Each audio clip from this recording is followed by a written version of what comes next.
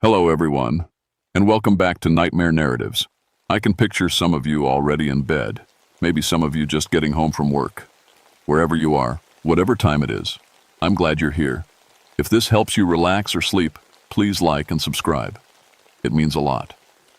Now let's get you comfortable, and I'll tell you tonight's story.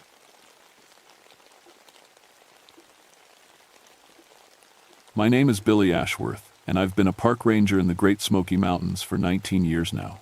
People call me crazy for staying out here so long, but these mountains are in my blood. My great-grandpa settled in these hills back in the 1800s, and my family's been here ever since. I'm 44 years old, and I know every trail, every cave, and every hidden waterfall in this part of Tennessee. I've led 147 successful rescues in my time here. When folks get lost or hurt in the backcountry, they call me. I'm good at what I do because I respect these mountains, and they respect me back. At least, that's what I used to think. It was November 1987 when everything changed. Early snow had already dusted the peaks, and the killing frost had turned the leaves brown. I was working the Cataract Falls area, about 12 miles from Gatlinburg as the crow flies. Out there, you're 8 hours from the nearest road on foot, and the radio doesn't work in the deep valleys. My grandmother used to tell stories about these mountains. She said the Cherokee believed spirits lived in the rocks and caves, watching over the sacred places. Mountain guardians, she called them. I always figured it was just old folklore, something to scare kids into behaving. I was wrong about a lot of things back then. The call came in on a Tuesday morning. 3 experienced cavers had been missing for 4 days in the Devil's Den cave system. All 3 were good people I knew personally. Sarah Chen, a geology professor from the university, and brothers Tom and Mike Garrett, who'd been exploring caves since they were kids. Devil's Den sits at the bottom of a deep hollow between Cove Mountain and Buckeye Knob. It's a tricky cave system with tight squeezes and underground rivers. The entrance sits right under Cataract Falls, where the water drops 100 feet into a dark pool. I partnered up with Jake Morrison for the rescue. Jake was newer than me, only 5 years on the job, but he was solid. We packed our gear at dawn, Petzl helmets with carbide backup lights, 200 feet of climbing rope, first aid kit, emergency supplies, standard cave rescue protocol. The hike took us 4 hours through thick rhododendron bushes and old hemlock forest. The deeper we went into the hollow, the quieter it got. Not the peaceful kind of quiet. The kind that presses against your ears and makes you want to whisper. Feels different out here, Jake said, as we approached the falls. He was right. The air felt heavy, like before a bad storm. Even the birds seemed to have left this part of the mountain. The only sound was water crashing down into the pool. When we reached the cave entrance, I knew something was wrong. The opening was partially blocked with massive stones, boulders that would take heavy equipment to move. But here's the weird part. They were stacked from the inside, like someone had tried to seal the cave from within. Sarah and the Garrett boys are strong, Jake said. But they couldn't move rocks this big. I knelt down to examine the stones. They were limestone, probably from deeper in the cave system, but how they got here made no sense. Maybe a rockfall, I said, though I didn't believe it. We squeezed through the gap between the boulders and dropped down into the cave. Right away, I noticed something else strange. It was warm inside, maybe 20 degrees warmer than outside. Cave temperatures usually stay steady year-round, around 55 degrees. Our headlamps cut through the darkness as we moved deeper. The cave stretched ahead in a long tunnel, with side passages branching off every 100 feet or so. Water dripped somewhere in the distance, echoing like footsteps. "Billy," Jake called from behind me. "Look at this." He was shining his light on the cave wall. In the soft clay, someone had pressed handprints. But these weren't normal human handprints. They were massive, maybe 10 inches across, and each one had 7 fingers instead of 5. The prints were pressed 3 inches deep into the clay, like they'd been made with incredible strength. "What do you think made these?" Jake asked. I didn't have an answer. In 19 years of cave rescue, I'd never seen anything like it. We kept moving, following the main passage. Our ropes showed scorch marks, like they'd been near a fire, but there was no sign of any flames. The temperature kept getting warmer the deeper we went. That's when we found Sarah. Sarah Chen was crushed against the ceiling 40 feet above the cave floor. I had to shine my light up twice before my brain could process what I was seeing. Her body was pressed into a narrow crack in the limestone, arms and legs twisted at impossible angles. There was no way she could have climbed up there, and no way she could have fallen and ended up in that position. "How did she get up there?" Jake whispered. "I don't know," my voice echoed strangely in the cave. "I don't know how that's even possible." We spent an hour trying to figure out how to get her down. The ceiling was too high for our rope, and the rock face was smooth as glass. Finally, we had to accept that recovering her body would require a bigger team with special equipment. "We need to find Tom and Mike," I said. "They might still be alive." We marked our position and kept moving deeper into the cave system. The main passage split into 3 tunnels.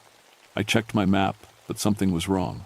According to the survey from 1962, there should only be 2 passages here. "Map's wrong," Jake said, looking over my shoulder. "Maps don't lie. I've been using this one for 15 years. But there it was, a 3rd tunnel, heading northeast. For now, carved smooth, as if it had been there for centuries. Water trickled along the floor, and warm air flowed out like breath. We decided to split up. Jake would check the 2 mapped passages while I explored the mystery tunnel. It went against standard cave rescue protocol, but we were running out of time. The new tunnel sloped downward for about 50 feet before opening into a huge chamber. My headlamp barely reached the far walls. The ceiling disappeared into blackness above my head. In the center of the chamber sat a pool of perfectly still water. That's when I heard the voice.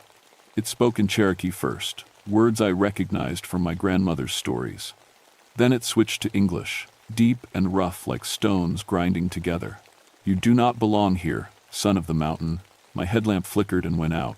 In the complete darkness, I fumbled for my backup light. When the carbide flame finally lit, I was alone in the chamber, but I could feel something watching me. "Who's there?" I called out. "Tom? Mike, is that you?" Silence. I checked the chamber thoroughly, but found no sign of the missing cavers. The walls were covered in strange markings, not Cherokee writing, but something older. Symbols carved deep into the limestone. When I made it back to the main passage, Jake was waiting for me. His face was pale, and his hands shook as he reloaded his headlamp. "Find anything?" I asked. "Yeah, found Mike Garrett." He paused, swallowing hard. "You're not going to like it." Jake led me to a side chamber, about a quarter-mile from the entrance. Mike's body sat against the far wall, in what looked like a peaceful position, like he'd just sat down to rest. But when I got closer, I saw the truth. He was partially embedded in the solid rock wall. The limestone had somehow flowed around his back and shoulders like thick mud, then hardened again. His face wore an expression of absolute terror. "That's not possible," I said. "Tell that to Mike." We spent another hour searching for Tom, but found nothing except more of those 7-fingered handprints. They appeared on walls, ceiling, and floor, sometimes in places no human could reach. "We need to get out of here and call for backup," Jake said. I agreed. But as we headed back toward the entrance, the cave began to change around us. Passages that had been straight became curved. Chambers we'd mapped were suddenly different sizes. My compass spun wildly, unable to find magnetic north. "Billy," Jake said, "I don't think we're alone down here." The temperature was rising. Sweat ran down my back despite the November cold outside. Our headlamps began to flicker in unison, as if something was interfering with the electrical systems. That's when the ground started to shake. It wasn't an earthquake. I'd felt those before. This was different, rhythmic, like massive footsteps. The sound echoed through the cave system, coming from deeper underground. Loose rocks fell from the ceiling. Our lights went out completely, leaving us in perfect darkness. In that blackness, I heard Jake scream. When I finally got my backup light working, he was gone. "Jake!" I shouted into the darkness. "Jake, where are you?" My voice echoed back from a dozen different directions. The cave system that had seemed familiar just minutes before now felt like an alien world. Passages branched off in directions that hadn't existed when we first mapped the area. I followed the sound of Jake's scream, but the tunnel twisted and turned in impossible ways. My compass was useless. The needle spun freely, unable to lock onto any direction. The air grew warmer with each step, and a smell filled my nose, hot stone and ancient earth. After what felt like hours but was probably only minutes, I found a chamber I'd never seen before. The walls were covered in Cherokee symbols, but also something else. Handprints, hundreds of them, all with 7 fingers. They covered every surface from floor to ceiling, like a crowd of giants had pressed their hands against the stone. In the center of the chamber sat Tom Garrett. He was alive, thank God, but something was terribly wrong. Tom sat cross-legged on the cave floor, staring at the wall in front of him. His headlamp was dead, but he didn't seem to notice the darkness. "Tom," I called softly. "It's Billy Ashworth. I'm here to get you out." He didn't respond. I moved closer, shining my light on his face. His eyes were wide open but unfocused, like he was looking at something I couldn't see. "Tom, can you hear me?" Finally, he turned his head toward me. When he spoke, his voice was flat and emotionless. "It's been waiting," he said, "waiting for so long. The mountain is angry, Billy. We went too deep. We saw things we weren't supposed to see." "What things? What did you see?" "The keeper, the one who guards the sacred places." Tom's voice got quieter. "It showed me Sarah and Mike. It showed me what happens to people who don't respect the old ways." I knelt beside him, checking for injuries. He seemed physically fine, but his mind was somewhere else entirely. "Tom, we need to leave, right now." "Can you walk?" "You can't leave," he said. "It won't let you. Once you've seen the keeper, you're part of its domain." As if summoned by his words, the cave began to change again. The walls started to glow with a faint red light, like coals in a dying fire. The temperature rose another 10 degrees. Somewhere in the darkness, I heard Jake calling my name, but his voice seemed to come from impossible directions. Above, below, through solid stone. I helped Tom to his feet. He moved like a sleepwalker, but at least he could move. We started back toward what I hoped was the main passage, but the cave had become a maze. Tunnels led to rooms that hadn't existed before. Chambers connected to passages that defied the laws of physics. That's when I saw it for the first time. A shadow moved across the cavern wall, but there was nothing to cast it. The shadow was huge, the outline of a man 12 feet tall, but wrong somehow. Too many fingers, limbs that bent at strange angles. "Do you see it?" Tom whispered. "Yeah, I see it." The shadow turned toward us. Where its face should be, 2 points of red light glowed like hot coals. When it spoke, the voice came from the walls themselves. "You have disturbed the sacred place. You have brought machines and lights into the domain of the ancestors. Why?" I found my voice, remembering the Cherokee words my grandmother had taught me. "We came to help our friends. We mean no harm to the sacred places. Harm has already been done. The mountain bleeds from the wounds of the coal miners. The burial grounds cry out for protection. I am the keeper, and I guard what must be guarded." The red lights moved closer. The temperature in the cave rose to over 90 degrees. Sweat poured down my face as I tried to think of what to say. "The mining was long ago," I said. "We're not miners, we're protectors too. I've spent my whole life protecting these mountains." "You know the old words," the keeper said. "Your blood remembers. But your companion brought disrespect into my domain." That's when I heard Jake screaming again, closer this time. The sound came from a passage to our right, a tunnel that definitely hadn't been there when we entered the chamber. "Let him go," I called out. "Take me instead.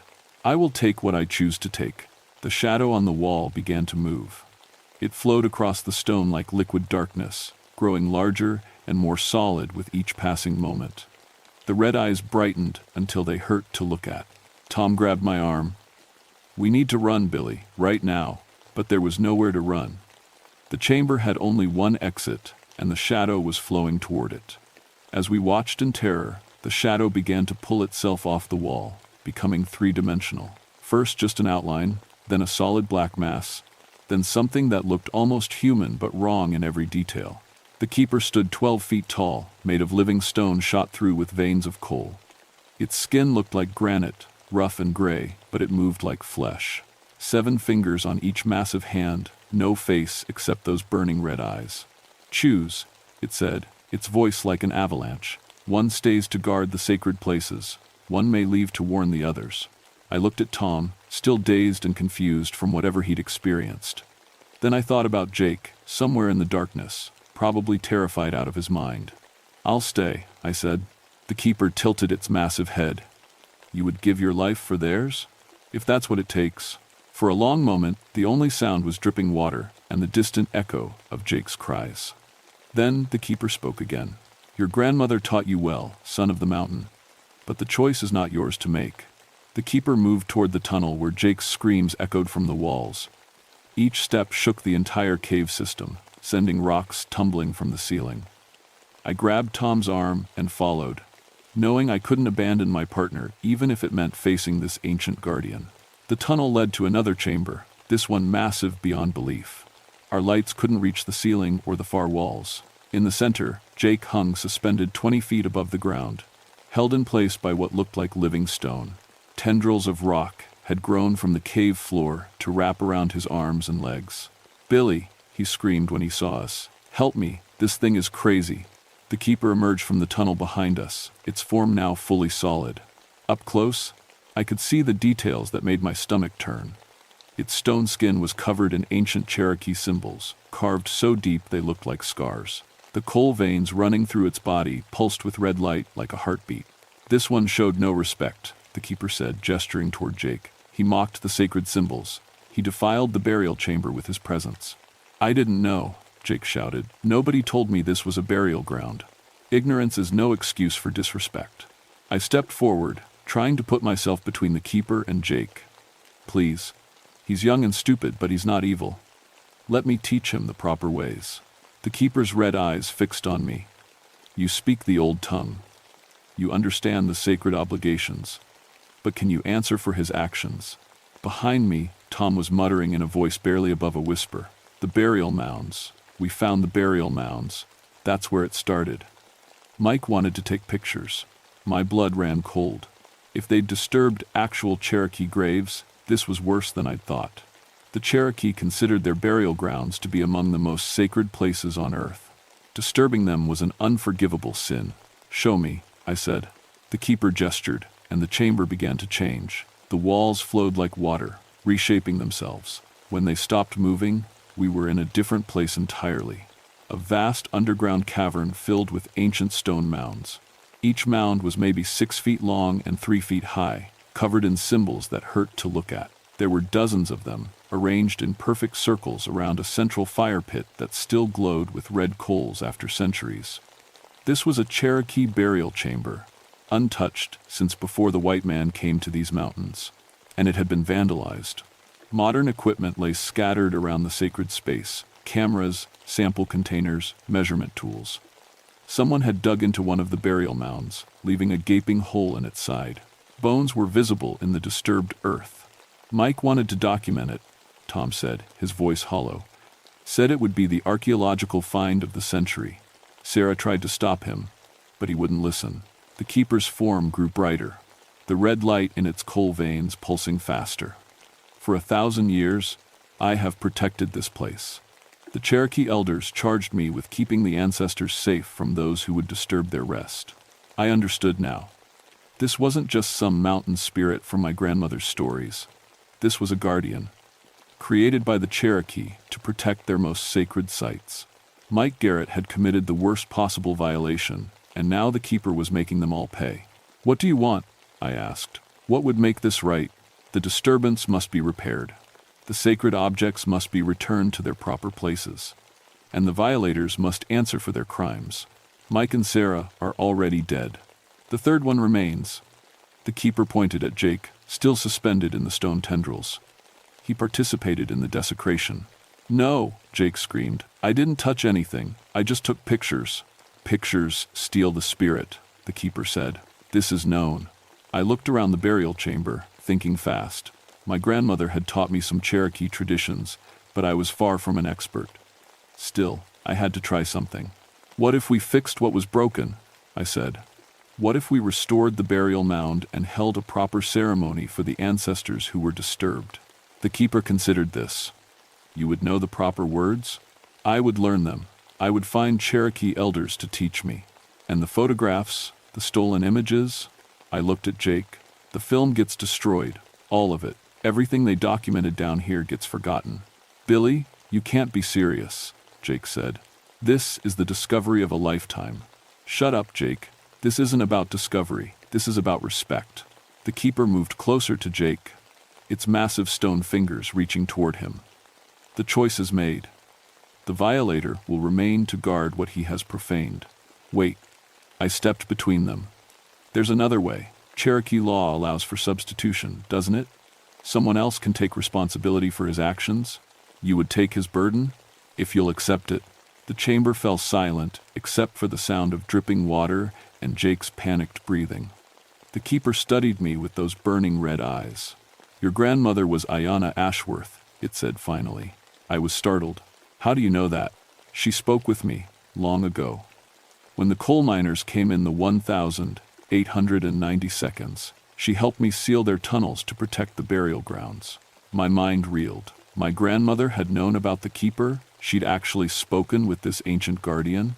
She promised that her family would remember the old ways, the keeper continued. Are you prepared to honor that promise? I thought about everything I'd learned in these caves, about the importance of sacred places and the responsibility to protect them, about the Cherokee who had lived and died in these mountains long before my family arrived. Yes, I said, I'm prepared. The keeper released Jake, who fell to the cave floor gasping. Then it turned back to me. The sacred places will be your responsibility now. You will guard them as I have guarded them.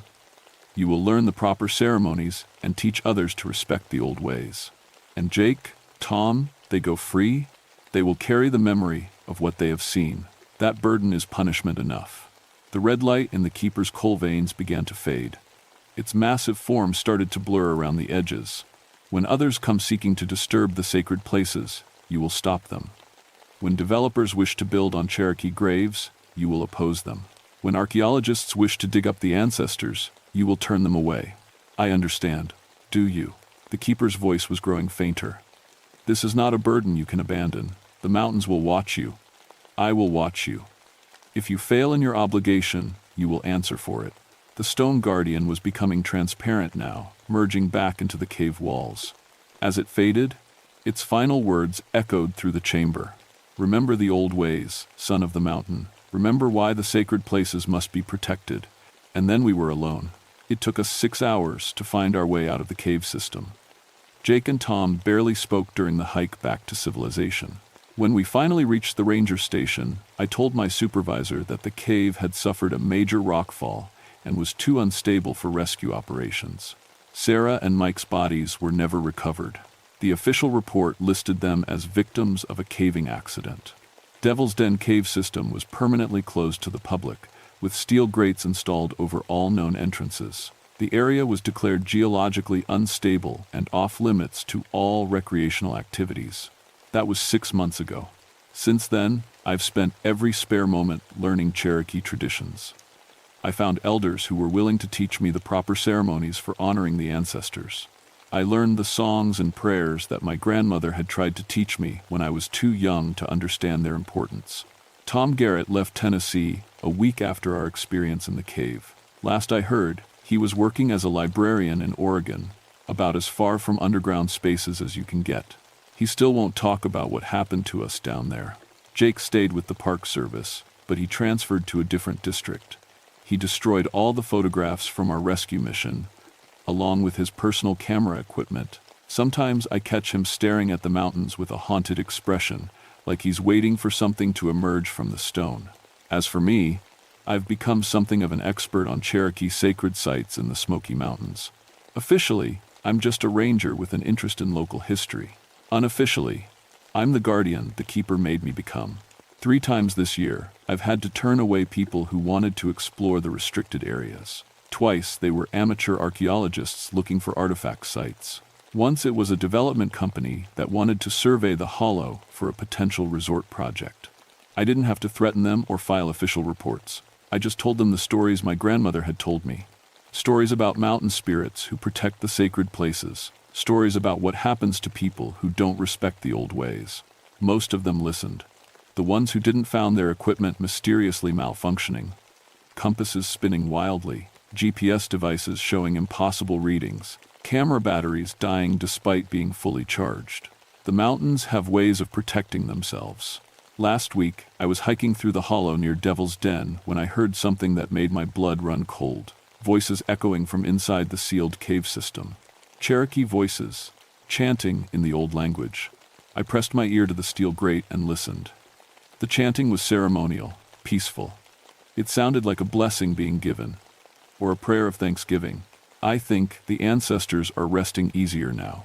My grandmother used to say that every mountain has its guardian, every sacred place has its keeper. She was right about that, just like she was right about so many other things I was too stubborn to believe. The Smoky Mountains are full of old spirits and ancient obligations. Most people who visit never encounter them, never realize they're walking through places that have been sacred for 1,000 years.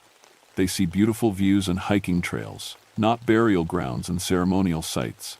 But the guardians are still here, waiting in the stone and shadow, watching to make sure the sacred places stay sacred. And now I'm watching too. Sometimes, on quiet nights, when the wind is still and the forest is silent, I can feel the keeper moving through the underground passages. Not hunting, not angry anymore, just making sure everything is as it should be. I keep my promise to honor the old ways. I protect the sacred places from those who would disturb them. I remember the stories my grandmother told, and I make sure they don't die with me, because some things are more important than discovery or progress or profit. Some places are meant to be left alone, protected by those who understand their true value. The keeper taught me that, and now I teach it to others, one way or another. The mountains remember everything, and they never forget.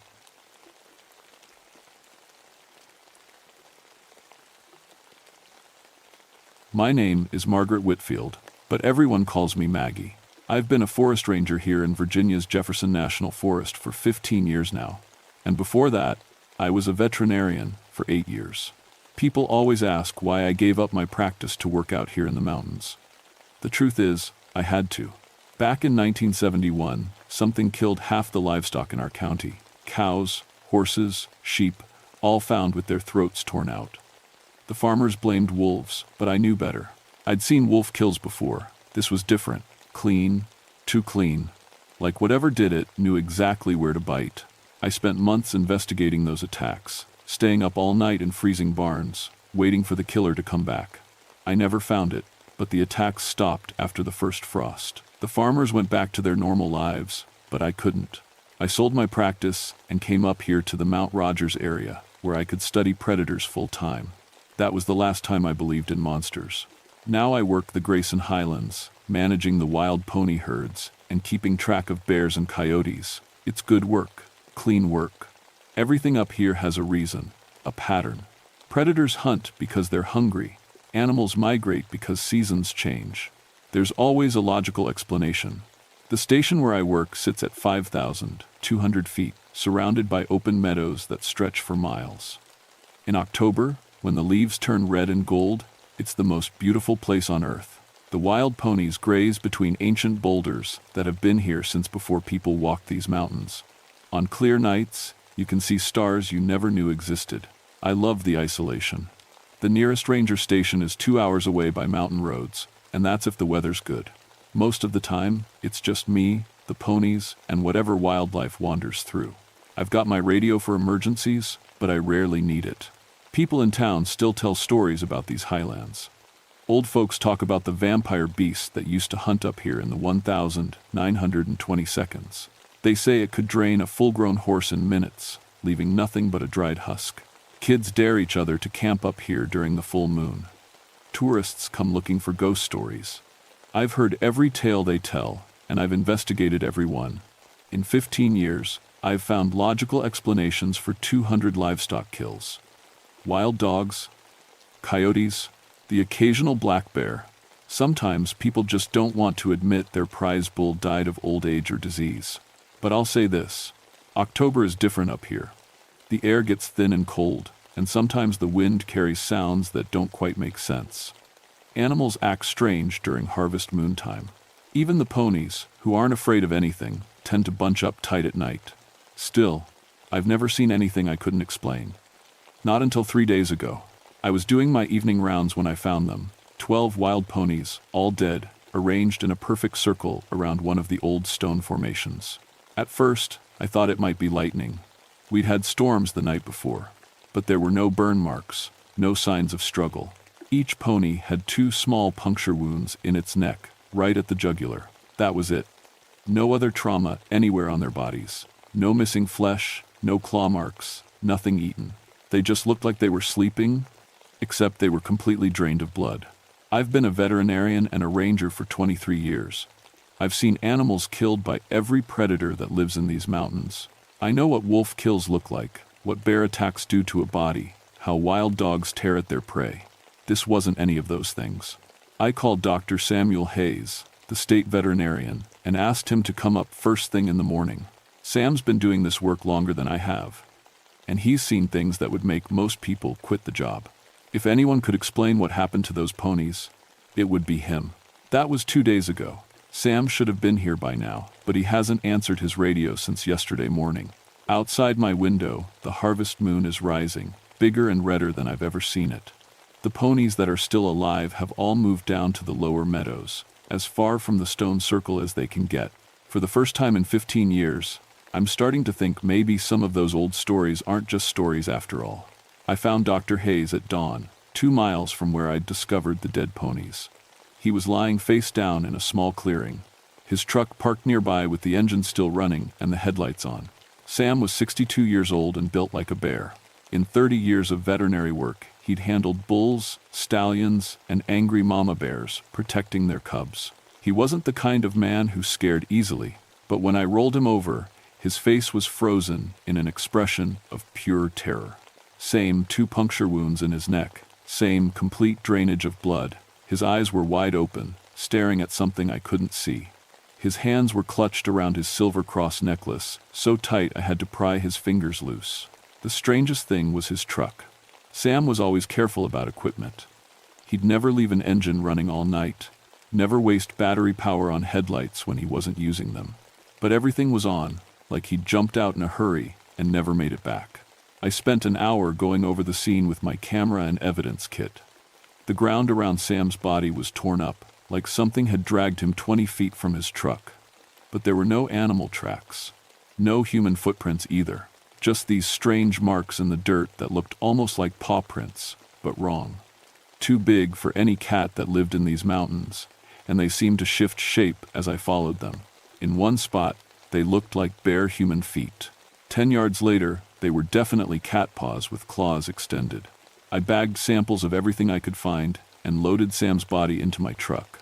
The radio crackled to life as I was covering him with a tarp. Mount Rogers Base, this is State Police Dispatch. We have a possible missing persons report. Dr. Samuel Hayes failed to return home last night. Dispatch, this is Ranger Whitfield at Mount Rogers. I have Dr. Hayes here. I stopped, staring down at Sam's peaceful face. How do you explain something that makes no sense? He's deceased. Looks like an animal attack. Copy that, Ranger Whitfield. We'll send an investigation team. Negative on that, dispatch. Roads are too rough for regular vehicles. I'll bring him down myself. The truth was, I didn't want anyone else up here until I figured out what was happening. State police would ask questions I couldn't answer. They'd want explanations I didn't have. I drove Sam's body down to the medical examiner in town, then came straight back. Something was hunting in my mountains, and I intended to find it before it killed again. That afternoon, I hiked out to the stone circle where the ponies died. In daylight, the formation looked different than I remembered. The stones were arranged in a perfect spiral, each one carved with symbols I'd never noticed before. The grass inside the circle was dead, burnt black like acid had been poured on it. I was taking pictures when I heard the sound. It started as a low hum, almost below hearing. Then it grew into something like singing, but not quite human. The melody was beautiful and terrible at the same time, like a lullaby someone might sing to coax a child into dark water. The sound was coming from the trees at the edge of the meadow. I grabbed my binoculars and scanned the tree line, but saw nothing, just shadows and branches moving in the afternoon breeze. Then the singing stopped, and something moved. At first, I thought it was just a trick of light through the leaves. But as I watched, 2 red dots appeared in the darkness between the trees. They were too high up to be animal eyes, maybe 8 feet off the ground, and they glowed like embers in a fire. I kept my binoculars steady and watched those red lights for 10 minutes. They never moved, never blinked. Just stared back at me across the meadow with an intelligence that made my skin crawl. When I finally lowered the binoculars to wipe the sweat from my hands, the lights were gone. I spent the rest of the afternoon setting up motion cameras around the stone circle and the surrounding trees. If something was hunting in this area, I was going to get proof. Real evidence that would hold up to scientific investigation. By sunset, I had 12 cameras positioned in a grid pattern covering half a square mile. Each one was loaded with high-speed film and infrared flash units. Whatever was out there, I'd have pictures of it by morning. I was hiking back to my truck when I heard the ponies. They were screaming, not whinnying or neighing like horses do when they're frightened, screaming like people in pain, voices breaking with terror. I ran toward the sound, crashing through brush and jumping over fallen logs. The screaming got louder, more desperate. Then, suddenly, it stopped. I found them in a clearing I'd never seen before, though I'd hiked these trails 100 times. 7 ponies, all down, all drained. They were still warm. But that wasn't the worst part. The worst part was the tracks around the bodies. Human footprints that changed to cat paws in mid-stride. I followed them to a large oak tree at the edge of the clearing. The bark was shredded 8 feet up the trunk, like something with very long claws had climbed it fast. At the base of the tree, pressed deep into the soft earth, was a single perfect handprint. A human handprint with claw marks where the fingertips should be. I looked up into the branches above me, my heart pounding so hard I could hear it in my ears. Something looked back. For just a moment, I saw a shape crouched on a thick branch 20 feet above my head. Human but wrong, too tall and lean, with eyes that reflected the last light of sunset like mirrors. Then it was gone, moving through the treetops faster than anything that size should be able to move. I ran back to my truck and radioed for backup. State Trooper Jennifer Walsh arrived the next morning with a face like granite and 40 years of police work behind her. She'd seen everything from murder scenes to meth labs, and nothing much surprised her anymore.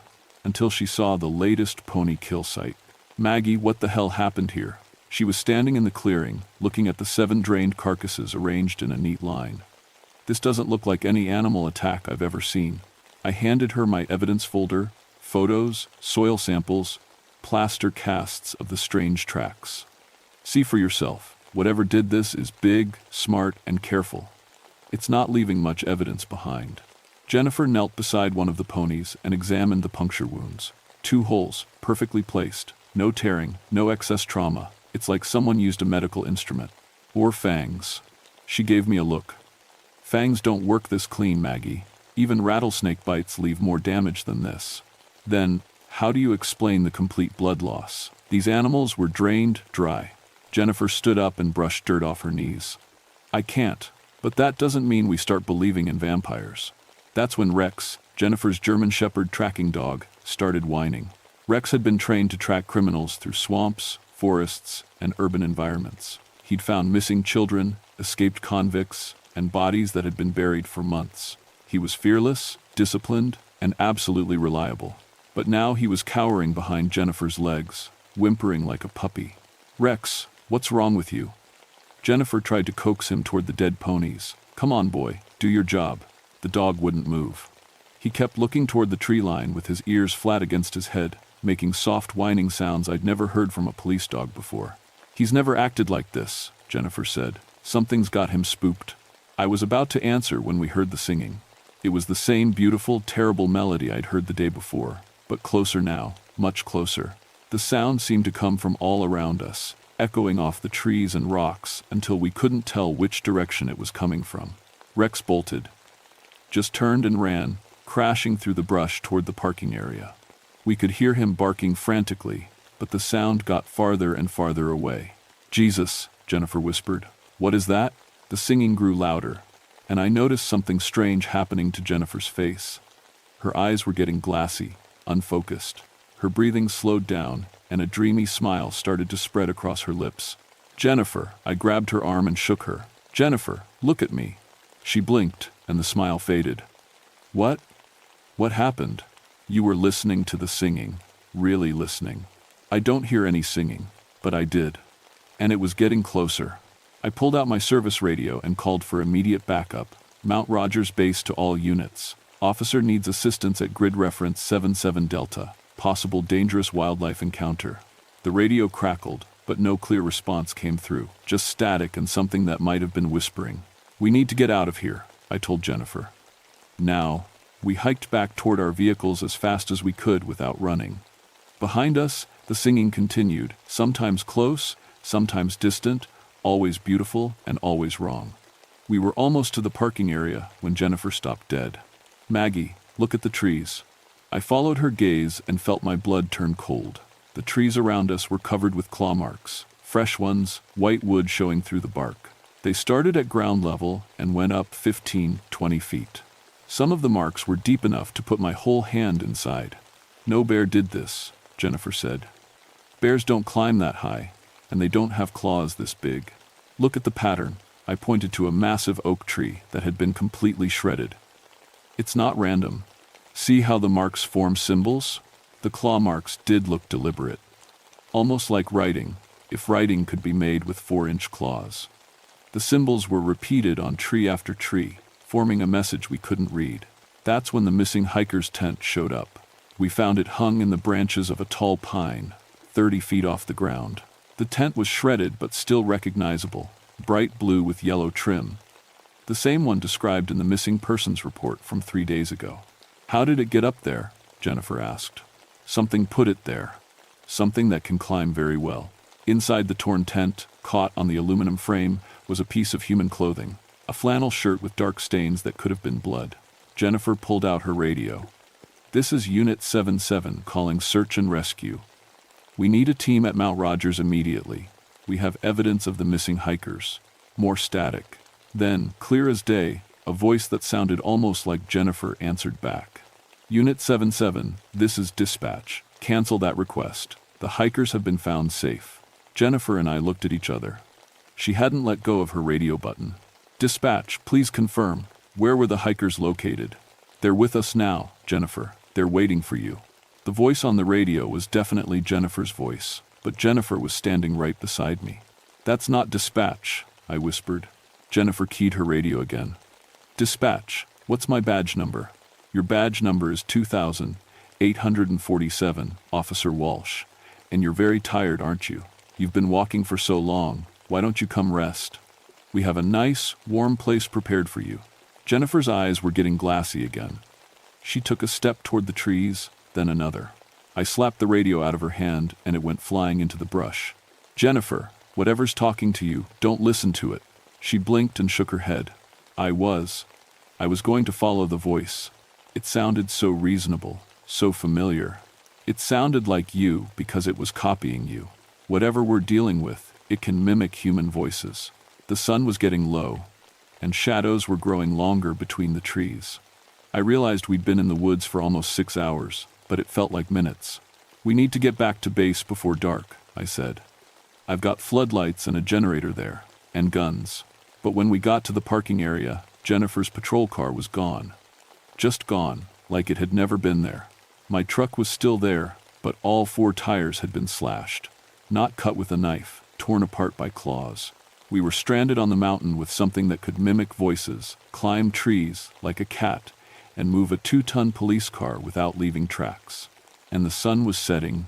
The singing started again as darkness fell, coming from every direction at once. This time, it wasn't just beautiful and terrible. This time, it knew our names. "Maggie," the voice sang sweetly. "Jennifer. Come and see what we've prepared for you." We made it back to my station, just as full darkness settled over the mountains.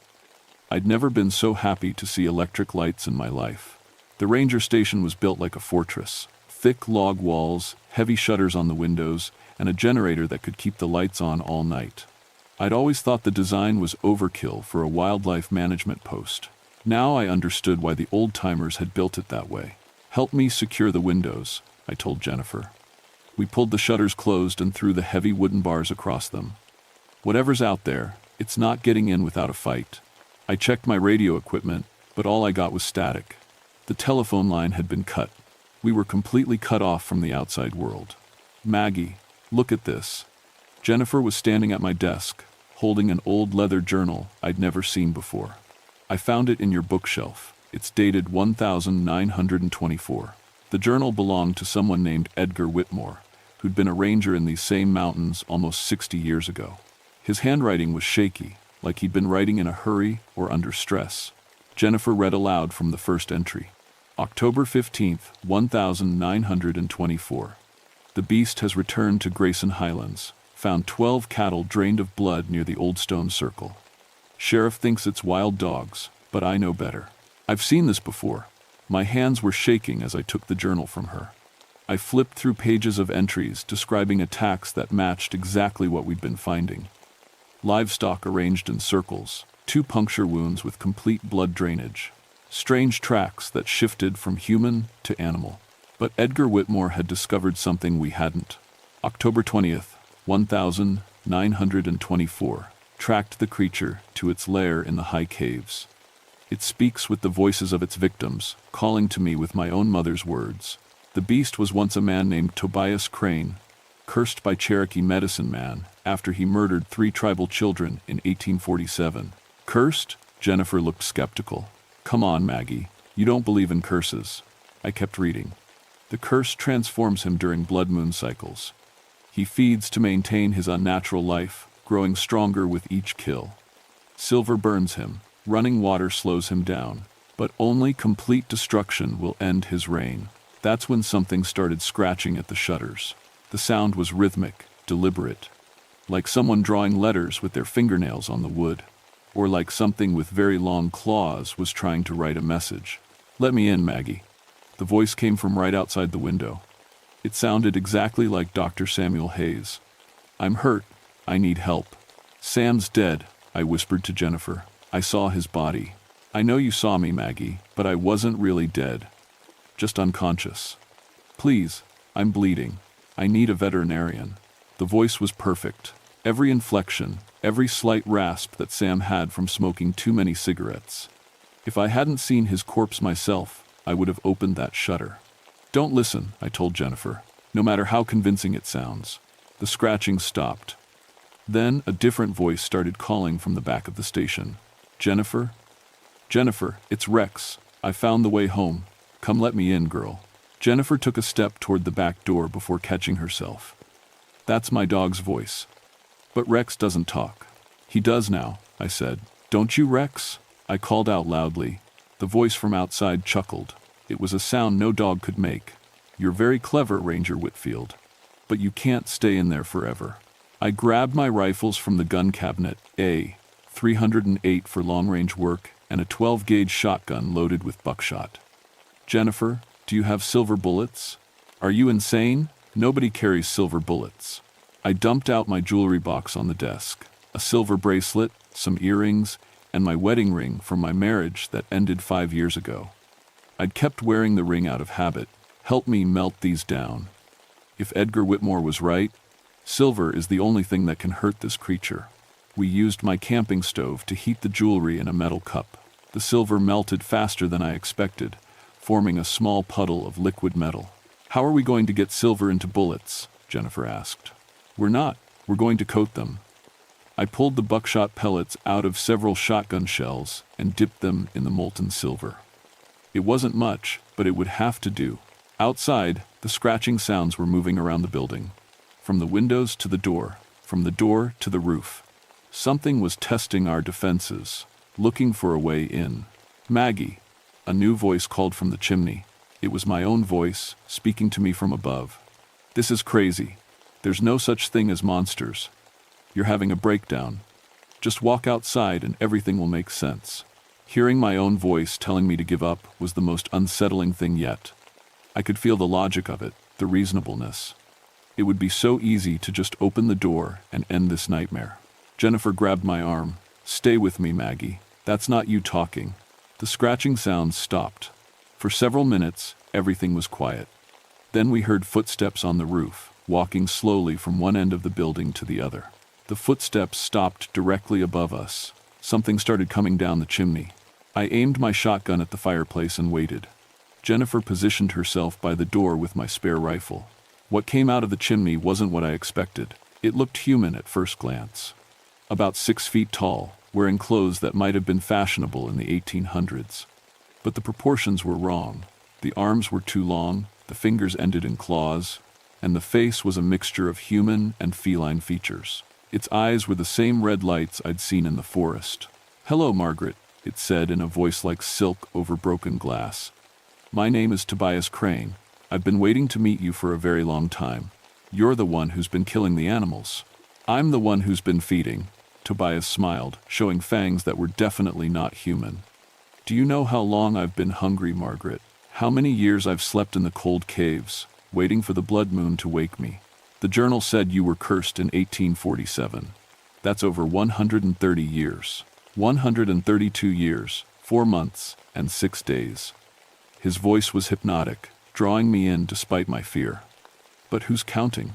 Jennifer raised her rifle, but Tobias looked at her, and she froze mid-motion. Don't worry about your friend, he told me. She'll stay perfectly still until I'm ready for her. Now, where were we? Ah yes, my story. I kept my shotgun aimed at his chest, but found myself wanting to hear what he had to say. There was something compelling about his presence, something that made listening feel more important than fighting. I came to these mountains in 1847 to hunt Cherokee families for the bounty money. $3 per scalp, no questions asked. It was good work until I made a mistake. You killed children. I killed 3 Cherokee children who were picking berries near the stone circle. But one of them was the granddaughter of a powerful medicine man. He placed a curse on me that night. I would live forever, but only by drinking the blood of innocents. Tobias moved closer, and I could smell something like copper and decay coming off him. At first I thought it was a blessing. Eternal life, superhuman strength, the ability to take any form I chose. But the hunger, Margaret, the hunger never stops. So you feed during blood moons. When the moon is full and red, I wake. I feed. And then I sleep again until the next cycle. He gestured toward Jennifer, who was still frozen in place.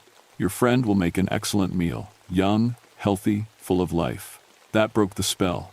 I pulled the trigger.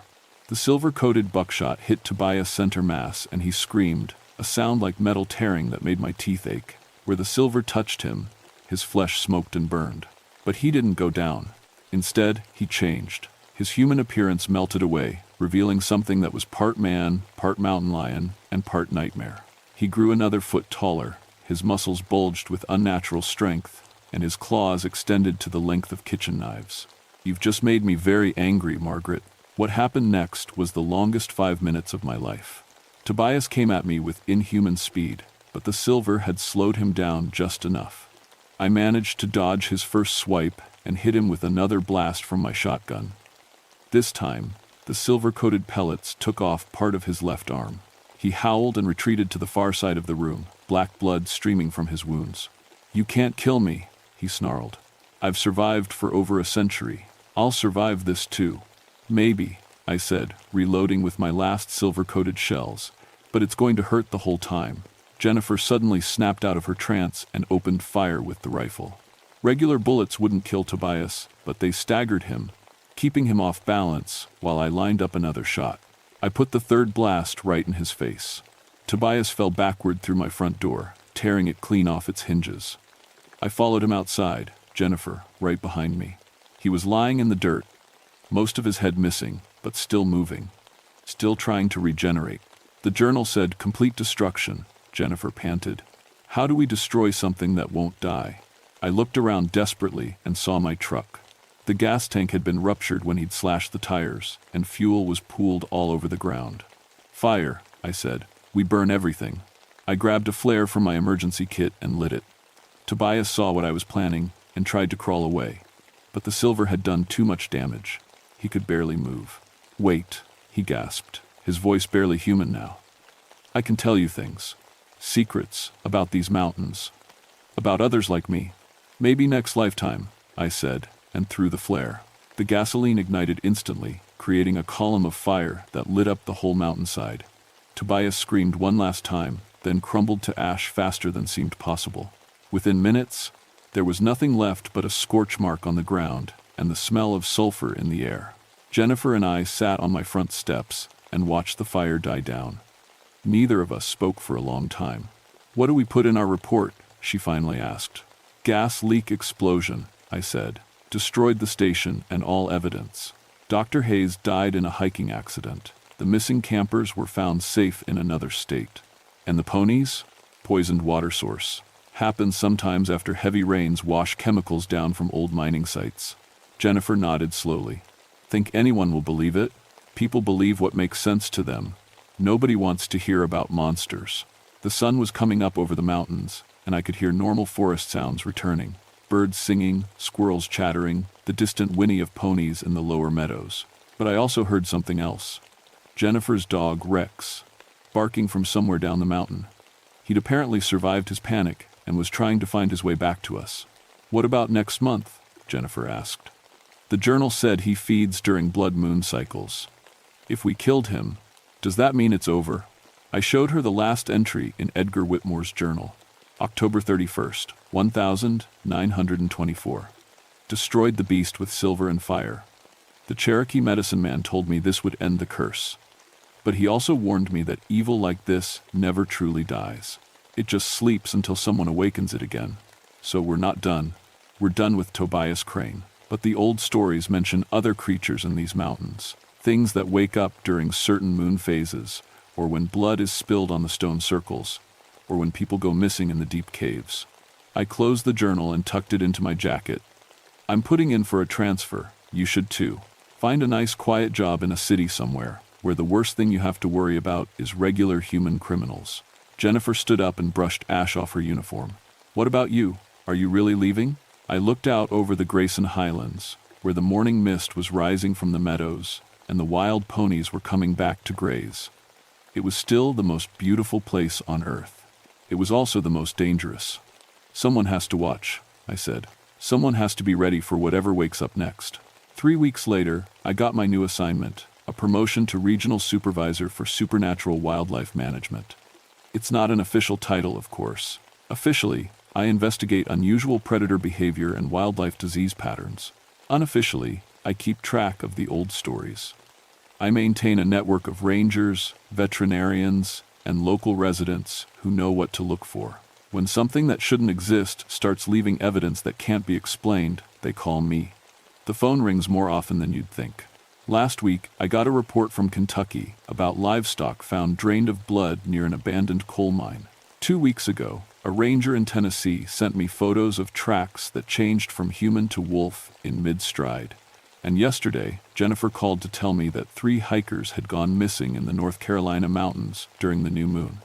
Their camp was found arranged in a perfect circle around an ancient stone formation. I've learned to sleep with silver jewelry on, and I keep a bag packed with emergency supplies.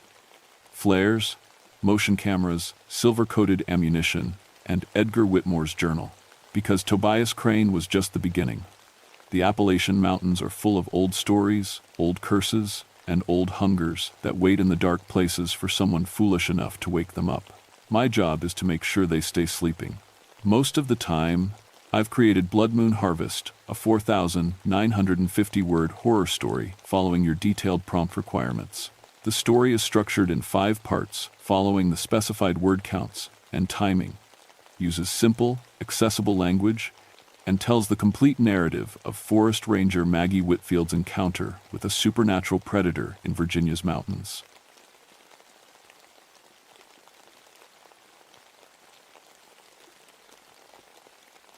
My name is Thomas Blackburn, but everyone calls me Tom. I've been a ranger in the Monongahela National Forest for 22 years now, and I thought I'd seen everything these West Virginia mountains could throw at me. Bears, lost hikers, drug runners, even a few folks who'd gone a bit crazy from too much time alone in the wilderness. But I'd never seen anything that couldn't be explained by common sense and experience. I grew up in these mountains, son of a coal miner who spent his life breathing dust underground. When I was 18, I swore I'd never work in the dark like my daddy did. The Forest Service was my way out, and I never looked back. 22 years of hiking these trails, maintaining the campsites, and helping lost tourists find their way home. I knew every hollow, every ridge, every old logging road from Seneca Rocks to the Cranberry Wilderness. The Dolly Sods area was my specialty, that high plateau country where the weather could turn deadly in minutes, 4,000 feet up, exposed to winds that came howling down from Canada. In winter, it was like stepping onto another planet. Red spruce trees twisted by decades of ice storms, cranberry bogs frozen solid, and silence so deep it made your ears ring. People called me when they needed someone who knew the backcountry history. I'd documented over 500 historical sites in my territory, old homesteads, logging camps, mining operations that had been swallowed by the forest decades ago. Most folks don't realize how many people used to live up in these mountains. Whole communities that just disappeared when the work dried up or disaster struck. There was one place I knew better than most, an old logging settlement up on the plateau that had been abandoned since the 1922.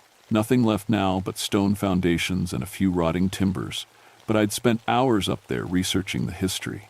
23 children had died there during the influenza outbreak of 1918, all in one terrible week in December, when the snow was so deep nobody could get out for help. The whole community just packed up and left after that. Too many ghosts, the survivors said. I'd always rolled my eyes at that kind of talk. Ghost children, spirits calling from the woods. It was all just wind in the hollows and imagination running wild. In 22 years of walking these mountains alone, often in the dead of night, I'd never heard anything that couldn't be explained by wildlife or weather. That was before December 1983. The call came in on a Tuesday morning, crackling through the radio static as an ice storm knocked out half the towers in the region. 2 snowshoers had made it out of the Dolly Sods area, claiming they'd heard children calling for help near the old settlement site. They were shook up bad, kept talking about voices in the storm, little voices begging for help. Probably just wind, I told Eddie Kozlov, my partner for winter patrols. Eddie was younger than me, only 5 years on the job, but he was solid. Grew up in Pittsburgh, thought the mountains were the most beautiful place on earth. Sound carries funny up there when the weather's bad. But the snowshoers had been specific. Children's voices, they said, clear as anything. Crying and calling for help from somewhere in the ruins of the old town. They'd tried to find them, but the snow was too deep, and the storm was getting worse. They barely made it out themselves. Eddie and I loaded our winter gear into the truck. Snowshoes, emergency shelter, medical supplies, enough food and fuel for 3 days if we got trapped. The temperature was dropping fast, and the weather service was calling for another foot of snow before nightfall. You really think there's kids up there? Eddie asked as we drove the rough forest road toward the trailhead. Shouldn't be, I said, checking the map one more time. No registered camping permits for that area. No legal access roads that time of year, but we have to check. The last mile to the settlement site was brutal. 3 feet of fresh snow over a layer of ice, and the wind was picking up. Every step was a struggle, even with the snowshoes. Eddie was breathing hard by the time we reached the edge of the old town site. Jesus, he said, stopping to catch his breath. How'd anybody ever live up here? I was wondering the same thing as we approached the stone foundations that were all that remained of the old community. The wind was howling now, and snow was starting to fall harder. In weather like this, it was easy to imagine voices in the storm. The first thing I noticed was the tracks. They were small, child-sized, and fresh enough that snow hadn't filled them in completely. They led from the tree line across the open area where the old settlement had been, weaving between the stone foundations like someone was exploring the ruins. Tom, Eddie called from near what used to be the schoolhouse. His voice had a strange edge to it. You need to see this. I snowshoed over to where he was crouched near one of the larger foundation holes. It had probably been a cellar once, and the opening was partially covered by fallen timbers. Eddie was shining his flashlight down into the darkness. What is it? More tracks, he said, leading right to the edge, like someone went down there. I knelt beside him and looked. Sure enough, the small footprints led directly to the cellar opening and disappeared into the black hole below. But that didn't make sense. The opening was maybe 18 inches wide between the fallen beams, too narrow for an adult, but just wide enough for a child. Hello, Eddie called down into the darkness. Is anyone down there? We're park rangers. We're here to help. The wind swallowed his words, but for just a second, I thought I heard something else. A sound like crying, very faint, coming from the depths of the cellar. Did you hear that? Eddie asked. Just wind, I said automatically, but I wasn't sure. Let's check the other foundations. We found more tracks around every building site. Always the same size, always child-sized, leading to and from the ruins like kids had been playing there. But the snow was still falling, and these tracks were sharp and clear. They had to be fresh, made within the last few hours. This doesn't make sense, Eddie muttered, following one set of prints that led from the old church foundation to what might have been a general store. How would kids even get up here? It's 15 miles from the nearest road. I was thinking the same thing, but I didn't like the other possibilities that were starting to form in my mind. Lost kids in weather like this would be dead by morning. And if they'd fallen into one of those cellars, we need to check every foundation, I said. If there really are children up here, they're in serious trouble. The snow was getting heavier, and the temperature was dropping fast. According to my thermometer, it was already down to -15, and that was before the wind chill. We worked methodically, checking each foundation hole, calling down into the darkness. Most were partially filled with debris and decades of fallen leaves, but a few were deep enough to hide someone. At the fourth foundation, we got an answer. "Help us," came a small voice from the darkness below. "Please help us. We're so cold." Eddie and I looked at each other. The voice was definitely real. Definitely a child. A girl, maybe 8 or 9 years old. "We're coming," Eddie shouted down. He was already taking off his pack, pulling out rope and emergency gear. "How many of you are down there?" "All of us," came the reply, so faint we had to strain to hear it. "We're all so cold. Please don't leave us." All of them. How many was that? And how had children ended up trapped in a cellar in the middle of nowhere during a blizzard? Eddie tied the rope around his waist and prepared to rappel down into the foundation hole. It was about 10 feet deep, with stone walls that were slick with ice. "Be careful," I said, but I was already checking my own gear. For if there were multiple children down there, we were going to need all the help we could get. Eddie disappeared into the darkness, his flashlight beam dancing off the walls. I could hear him moving around down there, talking to the children in the calm, reassuring voice we'd been trained to use in emergencies. "I can't see them," his voice echoed up from below. "But I can hear them. They sound really weak." I knelt at the edge of the hole. "How many?" "I don't know. They keep moving." "Jesus, it's cold down here. My thermometer is reading -80. That can't be right." -80? That was impossible. Even in the worst weather, it wouldn't be that cold in a sheltered cellar. I checked my own thermometer again. Still -15. "Eddie, you need to get out of there. Something's wrong." But Eddie wasn't listening. He was talking to the children, trying to locate them in the darkness. I could hear his voice getting excited. "I found something," he called up. "There's clothing down here. Old clothing. Really old." "What kind of clothing?" "Like historical old. Wool coats, button-up shoes, the kind of stuff you see in museums." His voice was getting strange, tight with something that might have been fear. "Tom, this clothing, it's perfectly preserved. Like it was just put here yesterday." I felt ice in my stomach that had nothing to do with the weather. "Eddie, come up now." "Wait, there's something else." His voice was barely audible now. "Tom, there are names sewn into these clothes. Mary Catherine Morrison, age 7. James Patrick Kelly, age 9. Sarah Elizabeth." He stopped talking suddenly. "Eddie, Eddie, answer me." The silence stretched for what felt like hours, but was probably only seconds. Then Eddie's voice came up from the cellar, high and scared. "Tom, I can see them now. They're right here in front of me. But something's wrong. Something's really wrong." "What do you mean something's wrong?" I called down into the darkness, but Eddie's voice was already changing, taking on a weird, echoing quality that made my skin crawl. "They're so pale," he whispered. "So pale they're almost see-through, and their eyes, God, their eyes are like black holes. They're reaching for me, Tom. Their hands are so cold." I grabbed my flashlight and shined it down into the cellar. Eddie was pressed against the far wall, staring at something I couldn't see. His breath was coming out in huge white puffs, like he was breathing in a freezer. "Eddie, get on the rope now. We're getting out of here." But instead of moving toward the rope, Eddie took a step forward, toward whatever he was seeing. His movements were jerky, unnatural, like someone learning to walk. "They need help," he said, and his voice sounded dreamy, distant. "They've been waiting so long. They're so cold, Tom. They just want to be warm again." That's when I heard them. Children's laughter, coming from all around me, not from the cellar, from everywhere. Behind me, to my left, to my right. Soft, musical laughter that didn't belong in a place where 23 children had died of influenza 65 years ago. I spun around, flashlight beam cutting through the falling snow. At the edge of the light, just where vision started to fade, I saw movement. Small shapes, child-sized, darting between the stone foundations. When I swung the light toward them, they vanished, but I could still hear them laughing. "Tom!" Eddie's voice from the cellar was panicked now. "Tom, help me! I can't move." My feet, I can't feel my feet. I dropped to my belly and looked down into the hole. Eddie was standing in the same spot, but now I could see frost forming on his jacket, his hair, his eyebrows. Icicles were actually growing from his breath as he exhaled. "Grab the rope," I shouted.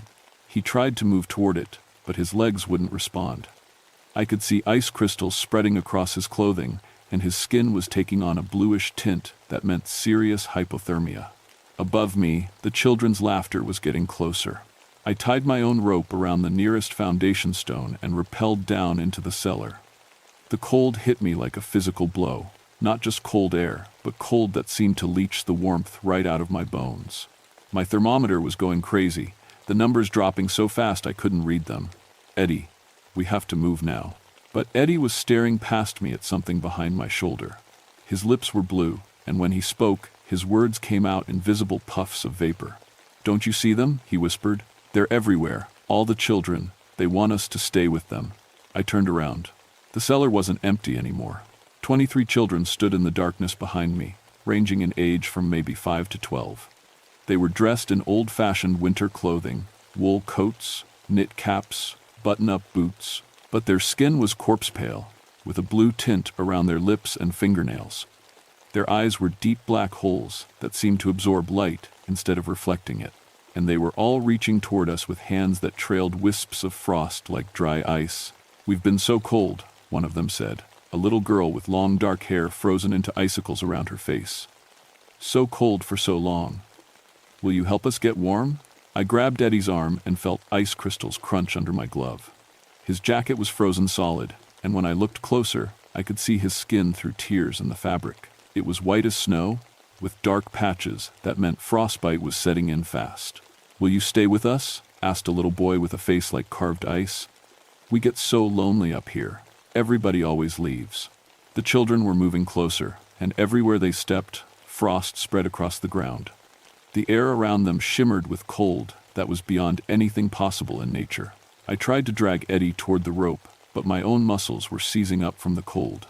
Every breath felt like inhaling razor blades, and I could feel my core temperature dropping by the second. "Please don't go," whispered a girl who couldn't have been more than 6. "We just want friends. We've been waiting so long for friends." That's when I understood. These weren't just ghost children. They were children who had died in the cold, frozen to death during that terrible week in 1918 when the influenza killed them one by one and nobody could get out for help.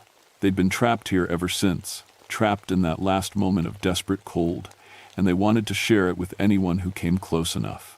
"We have to go," I managed to say through chattering teeth. "We have to get out of here now." But the children were all around us now, their frost-trailing hands reaching out. When the little girl touched my jacket, the fabric crackled and turned white. I could feel the cold shooting through the material like electricity. "Just for a little while," she whispered. "Just until we're not cold anymore." Eddie collapsed next to me, his skin now completely white.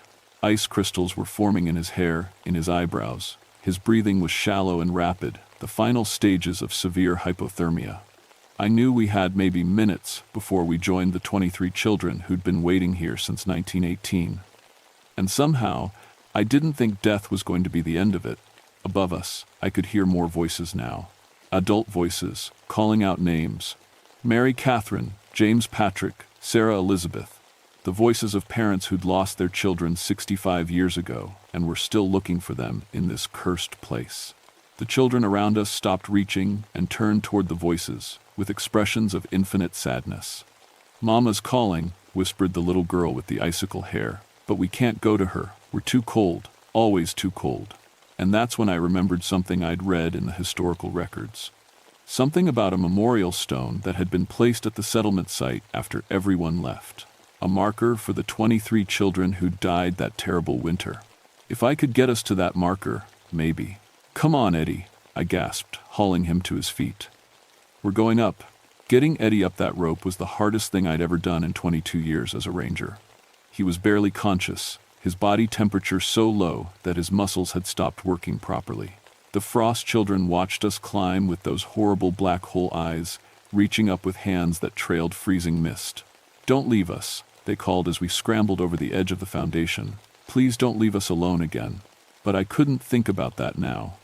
Eddie was dying. His lips were purple, his skin was waxy white, and when I checked his pulse, it was so slow and weak I could barely feel it. We needed shelter, we needed heat, and we needed it now. The problem was, the children hadn't stayed in the cellar. As soon as we reached ground level, I could see them everywhere. 23 small figures moving through the falling snow around the old settlement site, their voices calling out in a chorus that made my heart break despite my terror. "Help us, we're so cold, why won't anyone help us?" They moved differently above ground, floating a few inches off the snow, their feet never quite touching the earth. Where they passed, the temperature dropped even further. My breath was coming out in great white clouds, and ice was forming on my jacket zipper. "Eddie, stay with me," I said, shaking my partner's shoulder. His eyes were open but unfocused, and when he spoke, his words were slurred. "So cold," he mumbled, "just like them." I could feel it too. The supernatural cold was spreading outward from the children like a plague, making the already brutal mountain winter feel like stepping into deep space. My hands were going numb inside my gloves, and I was starting to lose feeling in my feet. But somewhere in my freezing brain, a memory was fighting to surface. Something I'd read in the old county records about this place. The memorial stone. Where was the memorial stone? I tried to think. The settlement had been built around a natural clearing on the plateau. The main cluster of buildings had been in the center, with the church and schoolhouse on the north side. The memorial would have been placed somewhere central, somewhere everyone could see it. "Where are you going?" called one of the children, a boy who looked about 10, with frost covering his dark hair like a cap. "Don't you want to play with us?" They were following us now as I half-carried, half-dragged Eddie through the snow. Everywhere we went, they went too, their presence dropping the temperature another few degrees. I could feel my core body heat being sucked away, pulled into the vortex of supernatural cold that surrounded them. "We've been alone for so long," said the little girl with the icicle hair. She was floating just a few feet away, her black eyes fixed on my face. "Everyone always leaves, but you could stay. You could be our friend forever." Forever. Like they'd been trapped here forever, dying of cold over and over again for 65 years. That's when I saw it. A dark shape in the snow near the center of the clearing, a stone marker, almost completely buried by decades of winter storms. I could just make out the top edge, and carved letters that were barely visible in my flashlight beam. "In memory of the children lost to winter's cold." I dragged Eddie toward the memorial stone, fighting through snow that was now knee-deep. Behind us, the voices of the children were getting more urgent, more desperate. "Don't go there," called the boy with the frosty hair. "That place hurts us. Please don't go there." But I kept moving, because now I understood. The memorial wasn't just a marker. It was a boundary. A place where the children could finally rest, if someone would just help them find it. "They're getting closer," Eddie mumbled. His voice was barely audible, but at least he was still conscious. "Tom, I can see their parents now. Behind them, all the parents who couldn't save them." I looked back and saw what he meant. Shadowy adult figures were materializing behind the children. Men in old-fashioned work clothes, women in long skirts and shawls. The parents who'd watched their children die one by one during that terrible flu outbreak, who'd been helpless to save them from the disease and the cold. "Mary Catherine," called one of the shadow women, "come to Mama, sweetheart. It's time to come home." But the little girl with the icicle hair shook her head, tears freezing on her cheeks as they fell. "We can't, Mama. We're too cold. We can't go anywhere when we're this cold." I reached the memorial stone and collapsed beside it, pulling Eddie down with me. My hands were so numb I could barely feel anything, but I started clawing at the snow, trying to uncover the complete inscription. The children had stopped following us. They stood in a circle about 10 feet away, watching with those terrible empty eyes. The shadow parents stood behind them, reaching out with arms that couldn't quite touch their lost children. "In memory of the 23 children lost to winter's cold," I read as I cleared the snow away. "December 1918, may they find peace in eternal summer." Eternal summer. The opposite of eternal winter. "Listen to me," I called to the children, my voice hoarse from the cold. "Your parents are here. They've been waiting for you. But you have to let go of the cold first." The little girl with the icicle hair tilted her head. "We don't know how. We've been cold for so long, we don't remember being warm." I thought about what I knew of hypothermia, of freezing to death. It was supposed to be peaceful at the end. People who died that way often talked about feeling warm right before they lost consciousness. Maybe that was the key. Remember summer, I told them. Remember playing in the sunshine. Remember your mother's warm kitchen. Remember what it felt like before the cold. For a moment, nothing changed. The children stared at me with those black hole eyes, and I could feel my own life force being drawn into their endless winter. Then the boy with the frosty hair smiled, really smiled, for the first time. I remember, he whispered. Mama's bread, fresh from the oven. It smelled like home. A tiny spark of warmth flickered around him, and the frost in his hair began to melt. And swimming in the creek, said another child. The water was so warm in July. One by one, they began to remember. Summer days and warm nights, hot meals and cozy fires. With each memory, the supernatural cold began to retreat, and I could see color returning to their pale faces. The shadow parents were stepping forward now, their own forms becoming more solid as the children remembered warmth. That's right, sweetheart, said the shadow woman to the little girl. Remember Mama's warm lap and the quilts Grandma made. The children were glowing now, not with cold light but with the warm golden light of summer sunshine. And as they glowed, they began to walk toward their waiting parents. Thank you, the little girl said to me as she passed. Thank you for helping us remember how to be warm. One by one, the children walked into their parents' arms, and one by one, they all faded into golden light that rose up into the snowy sky like warm breath on a cold morning. In seconds, they were gone, all of them. The supernatural cold vanished with them, leaving only the normal winter chill of a mountain blizzard. I could feel sensation returning to my hands and feet, could breathe without feeling like my lungs were freezing. Eddie opened his eyes and looked around in confusion. What happened? Where are the kids? They went home, I said. They finally went home. The official report listed it as severe exposure, complicated by altitude-induced hallucinations.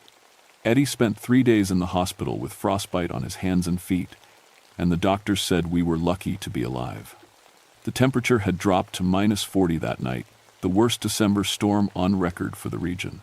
Funny thing about hallucinations, Eddie said when he was released from the hospital. They both had the same ones, don't usually work that way. But his memories of the encounter were already fading, the way trauma memories sometimes do. Within a week, he was telling people we'd found some old clothes in a cellar and gotten spooked by the wind. Within a month, he'd convinced himself that's all it really was. I never corrected him. Some truths are too heavy for people to carry. I went back to the settlement site 3 times over the next few months, always alone, always during daylight hours. The memorial stone was clearly visible now that I knew where to look, and I made sure the Park Service added it to the official historical registry. I also arranged for the site to be properly maintained, cleared of debris, marked with signs explaining its history. The reports of children's voices in the wilderness stopped completely after that December storm, but I made a point to check the memorial site every few months, just to be sure. To keep the snow cleared away from the stone, to make sure the inscription remained visible, to honor the 23 children who'd found their way home after 65 years of being lost in the cold. I retired from the Forest Service in 1998, after 37 years of protecting these mountains. On my last day, I hiked up to the old settlement one final time. The memorial stone was clean and clear, the inscription as sharp as the day it was carved. Someone had left flowers there, fresh wildflowers, even though it was November, and there shouldn't have been any flowers blooming anywhere on the mountain. But mountain laurel doesn't usually bloom in winter, neither do wild roses. I stood there for a long time, listening to the wind in the trees and thinking about parents who'd waited 65 years to hold their children again. Thinking about how love doesn't end just because life does. When I finally turned to leave, I could have sworn I heard something on the wind, not crying this time, and not calls for help. Just the distant sound of children laughing and playing in eternal summer sunshine. These days, I live in town at the base of the mountain, but sometimes, when the wind is just right and the weather turns cold, I still hear them. Happy voices carried on the winter air, reminding me that some stories have endings worth waiting for, no matter how long it takes. The settlement site is protected now, listed on the National Register of Historic Places. Tour groups sometimes visit during the summer months, and guides tell them about the old logging community and the influenza outbreak that ended it. But nobody talks about the children who used to call for help in the darkness. Nobody mentions the supernatural cold or the voices in the winter storms. That's fine with me.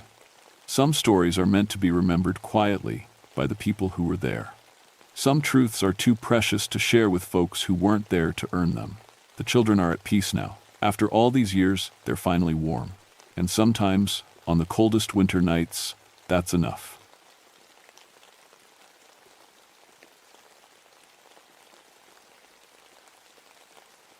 My name is Robert McLeod, but everyone calls me Bobby. I've been a park ranger in North Carolina's Pisgah National Forest for 14 years now. That's long enough to know every trail, every ridge, and every creature that calls these mountains home. At least, I thought I did. I'm 41 years old, and before I became a ranger, I spent 6 years in the Army as a combat tracker. They taught me to follow anything that moves, man or beast.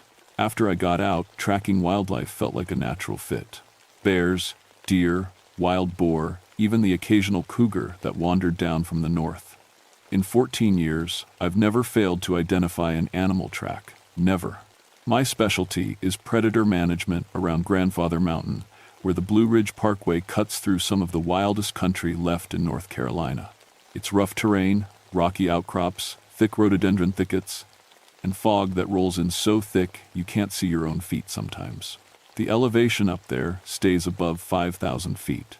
And in September, when this story takes place, the morning fog can last until noon. People always ask me about Bigfoot. Mountain folk around here have been telling stories about the Gray Man for 200 years. My own great-great-grandfather came over from Scotland in the 1800s, and he used to tell tales about something walking the ridges that wasn't quite human. The Cherokee had stories too, about the Kekle Kudla, the hairy giant. I always figured it was just bear stories. You know how it is. A black bear stands up on his hind legs, you see him through the fog at twilight, and suddenly he's 9 feet tall and walking like a man. Add some corn liquor to the mix, and you've got yourself a monster story.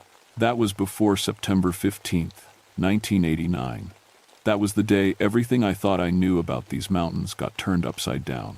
It started with a complaint from some hikers. A young couple from Charlotte said something had been following them for 3 days along the ridge trail. They described a gray giant that walked upright and stayed just out of sight in the fog. The thing never made any noise, they said, but they could feel it watching them. It threw rocks at us, the woman told me, her hands shaking as she filled out the incident report. Big rocks. But it wasn't trying to hit us. It was like it was hurting us, pushing us to move faster. Her boyfriend nodded.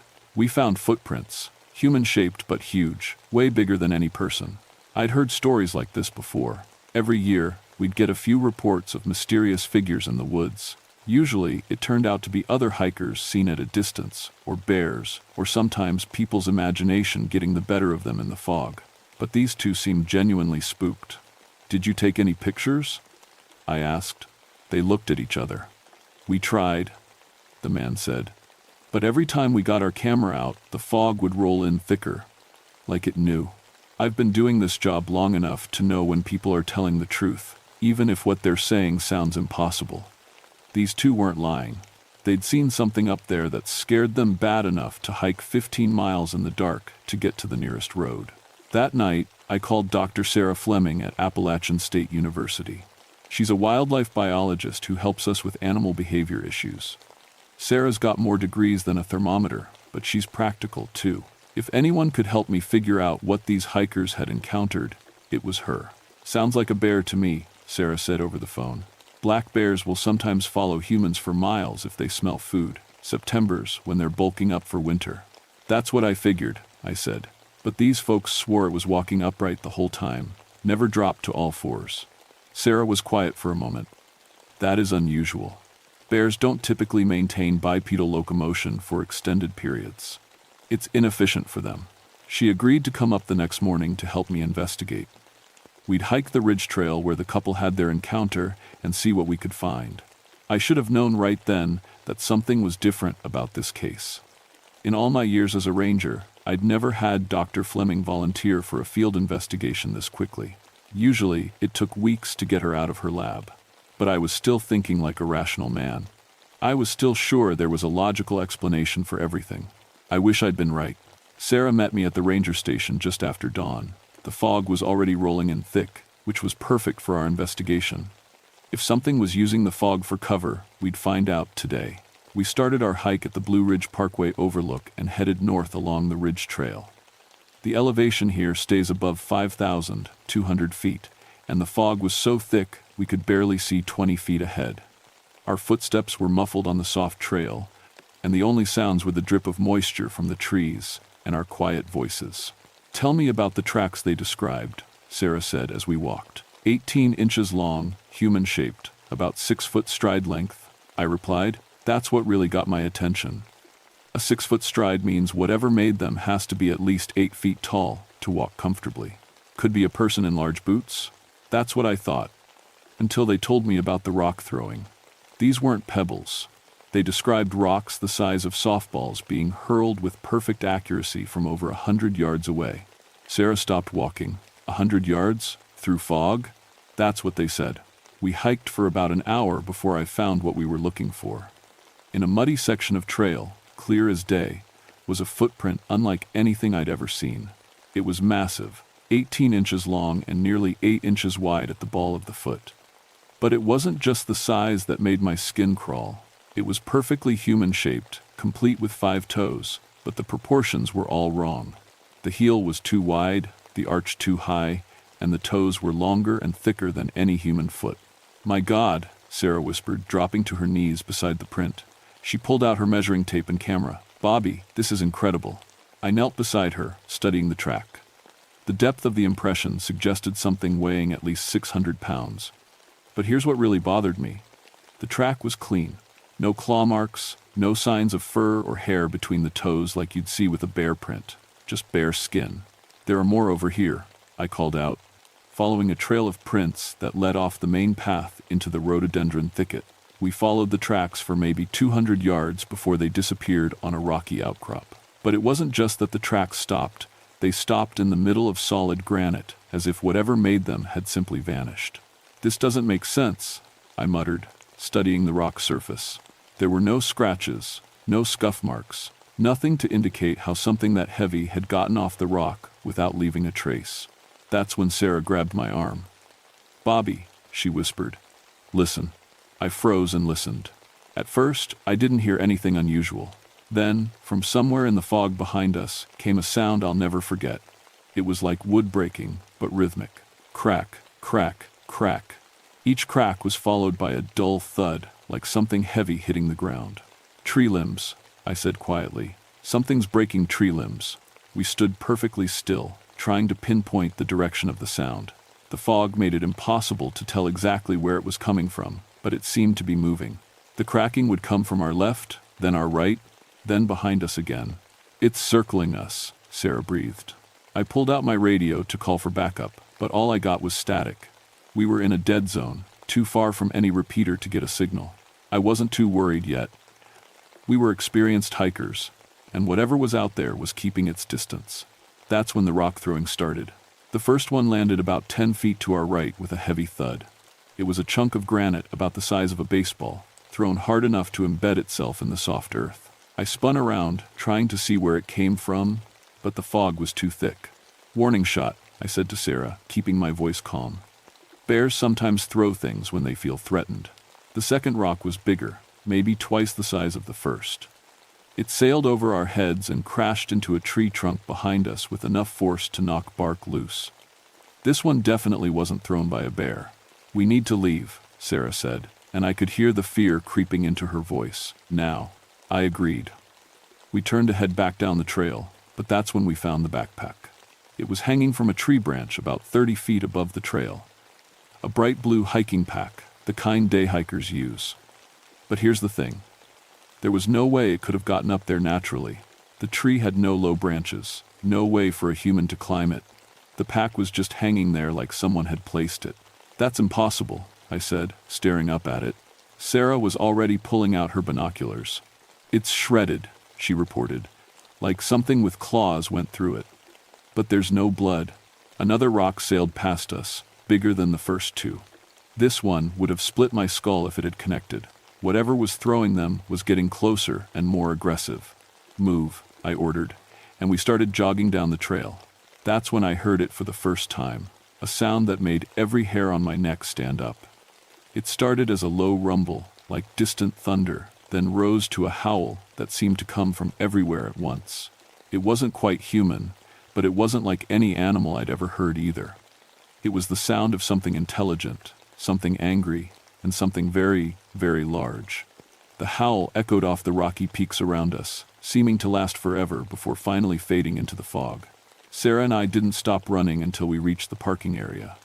My hands were shaking as I unlocked my truck, and I could see that Sarah was pale as a ghost. "What the hell was that?" she asked as we drove back toward town. I didn't have an answer. For the first time in 14 years of tracking, I'd encountered something I couldn't identify or explain. Something that could throw rocks with deadly accuracy through thick fog, something that could place a backpack 30 feet up a tree, and something that could make a sound like nothing I'd ever heard before. But I knew one thing for certain: whatever was up on that ridge, it wasn't a bear. We spent the next 3 days analyzing everything we'd collected from the ridge. Sarah took the plaster casts of the footprints back to her lab, and I collected hair samples from branches along the trail where our mystery creature had passed. The results came back on Thursday, and they changed everything. "Bobby, you need to see this," Sarah said over the phone. Her voice was different, excited, almost breathless. "Can you come to the lab right away?" I drove the 40 minutes to Appalachian State in record time. Sarah met me at the door of the biology building, practically bouncing on her feet. "The DNA results are back," she said, leading me down a hallway lined with specimen jars. "Bobby, this is going to change everything we thought we knew about North American wildlife." She led me into her lab and pulled up a computer screen showing DNA analysis results. To me, it looked like a bunch of colored lines and numbers, but Sarah was studying it like it held the secrets of the universe. "The hair samples showed DNA from an unknown primate species," she said. "Not human, not any known ape species, but definitely in the hominid family. The closest match in our database is Gigantopithecus blacki, but that species went extinct 300,000 years ago." "What are you saying?" Sarah turned to face me, her eyes bright with excitement. "I'm saying there's a relict population of extinct hominids living in the Appalachian Mountains. Bobby, we've discovered Bigfoot." I should have been excited. This was the kind of discovery that makes careers, that gets you on National Geographic specials. But something about Sarah's enthusiasm bothered me. She was a scientist. She should have been more cautious, more skeptical. "We need more evidence," I said. "One hair sample and some tracks aren't enough." "You're right," Sarah agreed. "We need to go back up there. We need cameras, recording equipment, maybe even try to make contact." That last part made me nervous. "Contact?" "Sarah, this thing threw rocks at us. It might be dangerous." But Sarah was already planning our return trip. She talked about setting up camera blinds, about following the creature's movement patterns, about documenting its behavior. She'd gone from curious scientist to obsessed researcher in the span of 3 days. We went back up on Saturday morning, this time with a full kit of scientific equipment, trail cameras, audio recorders, night vision scopes, and enough camping gear to stay for several days if needed. The fog was lighter that morning, giving us better visibility. We made it about 2 miles up the ridge trail before we found the first sign that our creature was still active. A massive tree had been uprooted and placed across the trail like a roadblock. Not fallen, placed. The root ball was clean, like the tree had been pulled straight up out of the ground. "A black bear can't do that," I said, staring at the 6-foot diameter trunk. "Nothing can do that." Sarah was already taking pictures and measurements. "Look at this, Bobby." The tree was twisted as it was pulled up. "See the spiral pattern in the bark? Whatever did this has incredible strength and fine motor control." We climbed over the tree and continued up the trail. Every few hundred yards, we found new evidence of the creature's presence. Rocks stacked in impossible formations, tree branches broken at heights no bear could reach, and always, just at the edge of our hearing, the sound of something large moving parallel to our path. "It's following us," I said to Sarah during a rest stop. "Staying just out of sight, but definitely tracking our movement." Sarah nodded. "Intelligent behavior. It's curious about us, but maintaining a safe distance. This suggests advanced cognitive abilities." That afternoon, we set up 3 trail cameras at strategic points along the ridge. Each camera was mounted 12 feet high and designed to be triggered by movement. If our creature passed by during the night, we'd have photographic evidence. We made camp about a mile from the camera positions and settled in for the night. Sarah was still talking excitedly about our discovery, but I was feeling more and more uneasy. Something about this whole situation felt wrong, like we were being watched by something that understood exactly what we were doing. Around midnight, I was awakened by a sound I couldn't identify. It was like wood rubbing against wood, but rhythmic, almost musical. I crawled out of my tent and listened carefully. The sound was coming from the direction of our camera positions. I woke Sarah, and we grabbed our flashlights and night vision scope. The sound had stopped by the time we reached the first camera location, but what we found there made my blood run cold. The camera was gone. Not broken, not fallen, gone. The mounting bracket was still attached to the tree, but the camera had been removed so carefully that not a single wire was damaged. It was sitting on the ground 30 feet away, opened up like someone had been examining the electronics inside. "It knows what the camera does," Sarah whispered, staring at the disassembled equipment. "It understands our technology." The second camera was found in pieces, scattered across a wide area. But it was the third camera that really scared me. We found it intact, still mounted to the tree, but when we checked the memory card, there was only one image on it. The photo showed something standing directly in front of the camera, close enough that only part of its torso was visible. What we could see was covered in gray-brown hair, with skin underneath that looked almost human. But it was the size that took my breath away. The creature's chest filled the entire frame, suggesting something at least 9 feet tall. "My God," Sarah breathed, staring at the image on the camera's LCD screen. "Look at the muscle definition. The bone structure. Bobby, this is incredible." That's when we heard the howl. It came from somewhere above us on the ridge, long and mournful, but with an undertone that made my teeth ache. It was answered by another howl from the opposite direction, then another from behind us. "There's more than one," I said, my hand moving instinctively to the bear spray on my belt. The howls continued for several minutes, seeming to move in a circle around our position. It sounded like communication, like they were coordinating something. "We need to leave," I said. "Now." But Sarah was already packing up the camera equipment, her movements quick and excited. "Bobby, don't you see what this means? We're witnessing organized behavior from an unknown hominid species. This is the discovery of the century." I helped her gather the equipment, but my mind was on getting off that ridge as quickly as possible. The howls had stopped, but that somehow made me more nervous. Whatever was out there had gone silent, and in my experience, that's when predators are most dangerous. We hiked back to our campsite and packed everything as quickly as we could. The whole time, I had the feeling we were being watched from the darkness beyond our flashlight beams. Every shadow seemed to move. Every sound made me jump. Just as we were shouldering our packs, Sarah grabbed my arm. "Bobby," she whispered. "Look, 200 yards up the slope from our campsite, partially hidden behind a large boulder, something was watching us. It was tall and gray in the moonlight, standing perfectly still like a statue. Even at that distance, I could see it was massive, easily 9 feet tall, and built like a professional wrestler. We stared at it for maybe 30 seconds before it simply melted back into the shadows. One moment it was there, the next it was gone, without making a sound. "Did you see how it moved?" Sarah asked, her voice full of wonder. "Like liquid. No human could disappear that quietly." I didn't answer.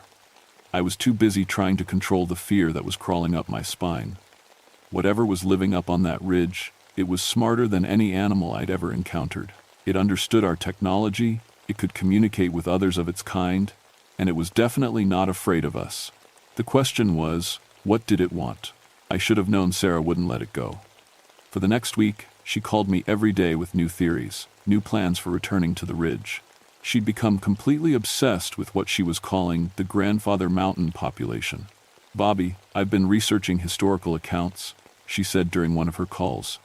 "There are reports going back to the Cherokee, then the Scottish settlers, then early loggers and hunters, all describing the same thing: large, gray, human-like creatures living on the highest ridges. Sarah, maybe we should contact the university administration or the National Park Service. This is bigger than just the two of us. No. Her response was sharp, almost angry. Not yet. We need more evidence first. Solid, undeniable proof. Bobby, I'm going back up there tomorrow. With or without you. That worried me more than anything. Sarah was a brilliant scientist, but she'd never been much of an outdoors woman. The thought of her going up on that ridge alone, especially with whatever was living up there, made my stomach clench with worry. I'll go with you, I said, but this is the last time. After tomorrow, we involve other people. We met at the trailhead just after sunrise on October 1st. The weather had turned colder, and there was frost on the ground at the higher elevations. Sarah had brought even more equipment this time. Professional-grade cameras, motion sensors, and something she called a parabolic microphone for recording distant sounds. I want to try something different today, she said as we hiked up the ridge trail. Instead of avoiding contact, I want to try to communicate. Communicate? Sarah, this isn't some gentle forest giant. This thing has been throwing rocks at people. Territorial display behavior, she said dismissively. Perfectly normal for an alpha male protecting his family group. But I think they're intelligent enough to understand non-threatening gestures. I didn't like the sound of that, but Sarah was determined. We hiked up to the area where we'd seen the creature watching us, and she began setting up what she called a contact station. Cameras positioned to record any interaction, the microphone aimed into the forest, and a cleared area where she planned to leave gifts. Gifts? Fruit, nuts, shiny objects. Things that might interest a highly intelligent primate. While Sarah arranged her scientific equipment, I did what I do best. I tracked. The creature signs were everywhere once you knew what to look for. Broken branches at impossible heights, rocks arranged in patterns that couldn't be natural, and tracks, lots of tracks, showing at least 3 different individuals. That's when I realized we weren't just dealing with one creature. We were looking at a family group, maybe even a small tribe. The tracks showed different sizes, including some that might belong to juveniles. Sarah, I called out, I think you need to see this. I'd found what looked like a shelter, a depression in the rocks partially covered by carefully arranged branches and bark. It was hidden from casual observation, but offered a perfect view of the main trail. Someone or something had been watching hikers pass by for years, maybe decades. Inside the shelter, I found things that made my skin crawl. Human items, a compass, a water bottle, a torn piece of clothing. Nothing recent, but clear evidence that these creatures had been interacting with people for a long time. Trophies, Sarah said, examining the items. Or maybe just curiosity. Primitive tool-making cultures often collect objects from more advanced societies. But it was what I found next that really scared me. Scratched into the rock wall of the shelter were marks that looked almost like writing. Not letters or symbols I recognized, but definitely purposeful marks, arranged in patterns. Sarah, we need to leave. Right now. Why? Bobby, this is exactly what I've been hoping to find. Evidence of culture, of intelligence, of... A rock the size of a softball slammed into the ground 3 feet from where Sarah was kneeling. We both spun around, but there was nothing to see except empty forest. Warning, I said, grabbing Sarah's arm. It doesn't want us here. Another rock, this one larger, crashed into a tree trunk next to us with enough force to split the bark. The message was clear. Leave now or face the consequences. But instead of retreating, Sarah stood up and called out into the forest. We're not here to hurt you, we just want to understand. The response was immediate and terrifying. A howl erupted from somewhere close by, but it was unlike the ones we'd heard before. This one was full of rage, a sound that seemed to come from something barely in control of its fury. Then it stepped out of the trees. 9.5 feet tall, covered in gray-brown hair, built like a mountain of muscle and bone. Its face was almost human, but not quite. The brow ridge too pronounced, the jaw too heavy, the eyes too intelligent for any animal. It stood perfectly upright, balanced and controlled, studying us with an expression I can only describe as contempt. Magnificent, Sarah whispered, raising her camera. The creature's eyes fixed on the camera, and its expression changed from contempt to pure rage. It opened its mouth and let out another howl, this one so loud and deep that I felt it in my chest like a physical blow. Don't move, I whispered to Sarah, but she was already stepping forward, camera still raised. It's okay, she called out to the creature. We're friends. We just want to learn about you." The creature took a step toward us, and I could smell it now, a wild, musky odor that made my nose burn. Its hands were easily twice the size of a human's, with fingers that could probably crush bones without effort. "Sarah, step back." Slowly. But Sarah was in full scientist mode now, completely focused on the creature. "Look at the muscle definition," she said, still taking pictures. "The adaptive features for high-altitude living. Bobby, this is the most important discovery in modern anthropology." That's when two more creatures emerged from the trees behind the first one. Smaller, but still massive by human standards. A family group, just like Sarah had predicted. The alpha male, because that's clearly what the first one was, looked back at the others, then at us. Some kind of communication passed between them, something I couldn't understand, but that made the hair on my neck stand up. "Sarah, we need to go, now. Just a few more pictures," she said, but her voice was starting to shake. Even she was beginning to realize how much danger we were in. The alpha male took another step forward, and I could see its eyes clearly now. They were brown, almost human, but with an intelligence that was alien and cold. It was studying us, deciding something. That's when I remembered the stories my great-great-grandfather used to tell about the gray man of the ridges, and how the old Highlanders had learned to avoid certain areas, certain times of year. How they'd left offerings on the high peaks and stayed away during the mating season. "Offerings," I whispered. I slowly reached into my pack and pulled out my lunch, sandwiches, fruit, and a thermos of coffee. Moving as carefully as I could, I set them on the ground between us and the creature, then stepped back.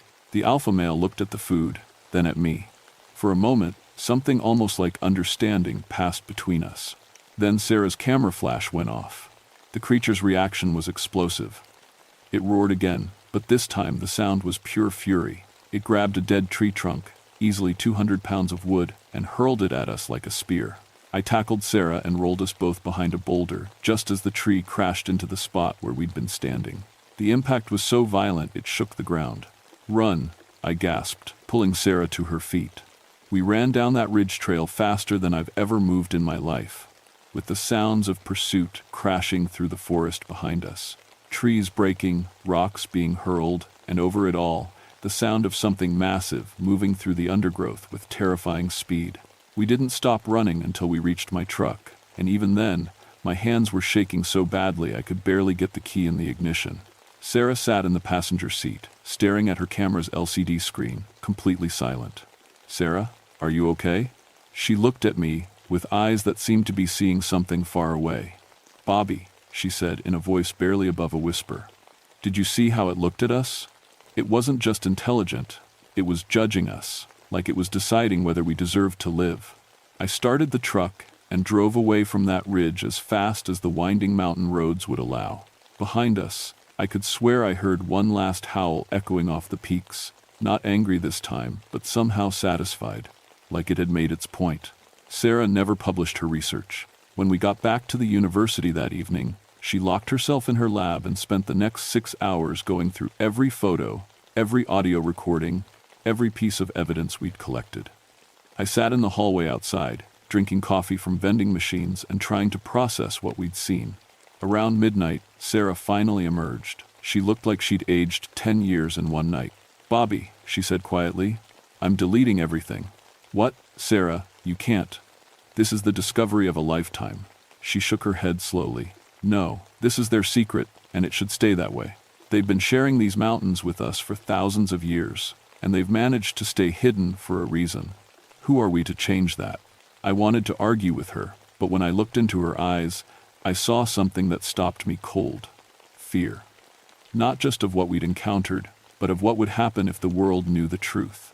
Think about it, Bobby. What happens when this gets out? The media circus, the government, scientists, the hunters and thrill seekers? These mountains would be overrun with people trying to capture or kill them. Their whole way of life would be destroyed. She had a point. I'd seen what happened when rare animals were discovered in protected areas. The attention never helped the animals. It usually made things worse for them. So what do? We file a report about bears exhibiting unusual behavior in the high elevation areas. We recommend temporary trail closures during their active season. And we keep their secret. The official report I filed with the Park Service described an aggressive black bear displaying territorial behavior above 5,000 feet elevation. I recommended seasonal closures of certain ridge trails and do 5 increased bear safety protocols for hikers. The recommendations were accepted without question. Dr. Sarah Fleming left Appalachian State 2 weeks later. She took a job with the Wildlife Conservation Society, working to protect endangered species in remote parts of the world. We still exchange Christmas cards, but we've never talked about what happened on Grandfather Mountain. The ridge trails were quietly closed for 3 months, ostensibly for bear management activities. When they reopened, new signs were posted, warning hikers about aggressive wildlife and recommending that people avoid the area during early morning and evening hours. I went back to my regular ranger duties, but I requested a transfer to the lower elevation areas. Officially, it was for personal reasons. Unofficially, it was because I knew I couldn't handle another encounter with the gray man. But I still patrol the area sometimes, just to keep an eye on things. The trail cameras we set up are long gone, removed by someone or something with human-level intelligence and a clear understanding of what they were for. Hikers still report strange sounds and fleeting glimpses of large figures in the fog, but these reports are quietly filed away and forgotten. There's an understanding now, unspoken but real. We stay on the main trails, we don't venture into the highest elevations during their active times, and we respect the signs that say certain areas are closed for wildlife management. In return, they stay hidden and leave us alone. The Cherokee were right. The Scottish settlers were right. My great-great-grandfather was right. There are things in these mountains that are older than our civilization, that have found ways to live alongside us without us ever knowing they're there. They're not monsters. They're not myths. They're just another species trying to survive in a world that's getting smaller every year. And maybe, if we're smart and respectful, we can all continue to share these mountains in peace. Sometimes, on foggy mornings, when I'm driving the Blue Ridge Parkway, I'll catch a glimpse of something gray moving through the trees high above. Something that walks upright and watches the road with intelligent eyes. When that happens, I just nod slightly and keep driving. It's a small gesture, but I think they understand. Live and let live. Stay in your territory, and we'll stay in ours. The mountains are big enough for all of us, but every now and then, when the fog rolls thick across the ridges and the wind carries sounds that don't quite belong to any animal I know, I remember that we're not alone up here. And maybe that's exactly the way it should be. The ridge runners are still out there, watching, waiting, protecting their ancient secrets. And as long as we show them the respect they deserve, I think they'll let us keep walking through their domain. After all, they were here first.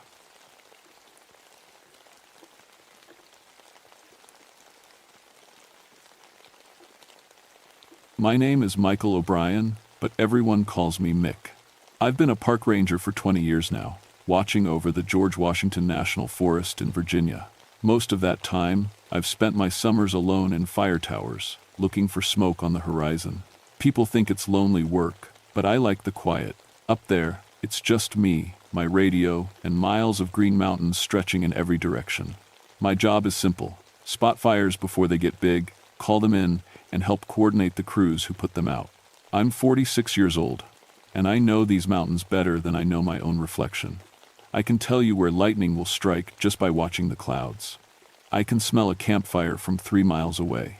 And I can look at smoke and tell you exactly what's burning pine, oak, or someone's illegal trash pile. Before I became a ranger, I was a volunteer firefighter back in my hometown.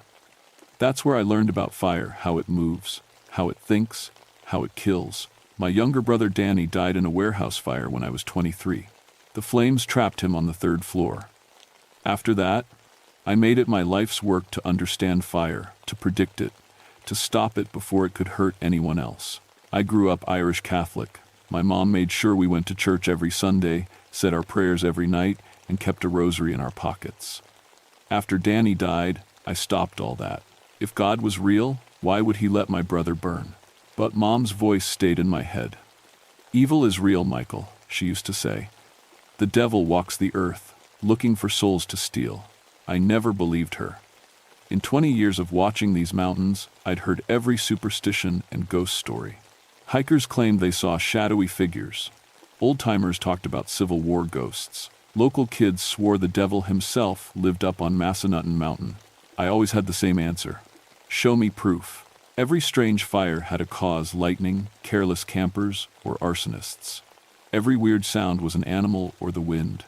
Every shadow was just a tree or a rock formation playing tricks in the sunset. That was July 1995, the hottest, driest summer Virginia had seen in 50 years. The whole state was a tinderbox waiting for a match. We'd had fire warnings for 6 straight weeks. No campfires allowed, no fireworks, no smoking in the woods. I was assigned to Tower 17 on the Massanutten Mountain Ridge for a 10-day shift. It's the highest point in that section of the forest, just me, a tiny cabin, and a glass observation room at the top of a 70-foot steel tower. The ridge is an ugly place. Most of the forest is beautiful: tall oaks, cool streams, soft moss. But up on Massanutten, everything looks sick. The pines are stunted and twisted. The rocks jut out of the ground like broken bones. Lightning has killed so many trees that whole sections look like a graveyard of blackened trunks. The old-timers say it's cursed. During the Civil War, deserters from both armies hid up there. Some of them went crazy from hunger and fear. Others just disappeared. The few who made it down told stories about meeting the devil himself on that ridge, about bargains made in blood to survive. I thought it was nonsense, just scared men seeing things in the dark. I climbed up to the tower on July 15th, hauling my supplies: food, water, books, batteries for my radio and weather instruments. The temperature was already 95 degrees, and it wasn't even noon. From the top, I could see 30 miles in every direction. The valley shimmered in the heat. No clouds, no wind, just brutal, pressing heat that made the air thick enough to chew. That first night, I couldn't sleep. It was too hot. Even with all the windows open, the cabin felt like an oven. Around midnight, I gave up and climbed to the observation deck. The stars were so bright they hurt to look at. No moon, just darkness and starlight and the endless ridges rolling away below me. That's when I smelled it for the first time: sulfur. Not the rotten egg smell of a septic tank. This was different: hot metal and burning stone, like someone striking a match against granite. I checked my instruments. No volcanic activity in Virginia. No gas leaks possible up here. No industrial plants within 100 miles. The smell faded after a few minutes. I figured it was my imagination, or maybe some weird chemical reaction in the rocks caused by the heat. I should have known better. The lightning started on day 3. I woke up at dawn to a sky that looked wrong. The clouds were too dark, too low, and they moved in ways clouds shouldn't move, swirling in circles, dropping down like fingers reaching for the ground. My weather radio crackled to life. Tower 17, this is Central. We're showing a severe thunderstorm cell moving into your sector. High winds, heavy lightning activity. Stay inside and off the tower. Copy that, Central, I said, watching the storm roll toward me like a black wall. The first lightning bolt hit a pine tree half a mile away. I saw the flash, counted the seconds: 1 Mississippi, 2 Mississippi, and heard the thunder crack like a gunshot. Fire bloomed where the tree stood.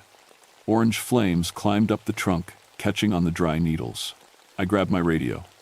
Central, this is Tower 17, lightning strike, Sector 4, grid reference Baker 7, single tree, fire spreading to ground cover. Copy, 17, dispatching suppression crew. More lightning. Strike after strike, so fast I couldn't count them. Each bolt hit a different tree, and each tree caught fire instantly.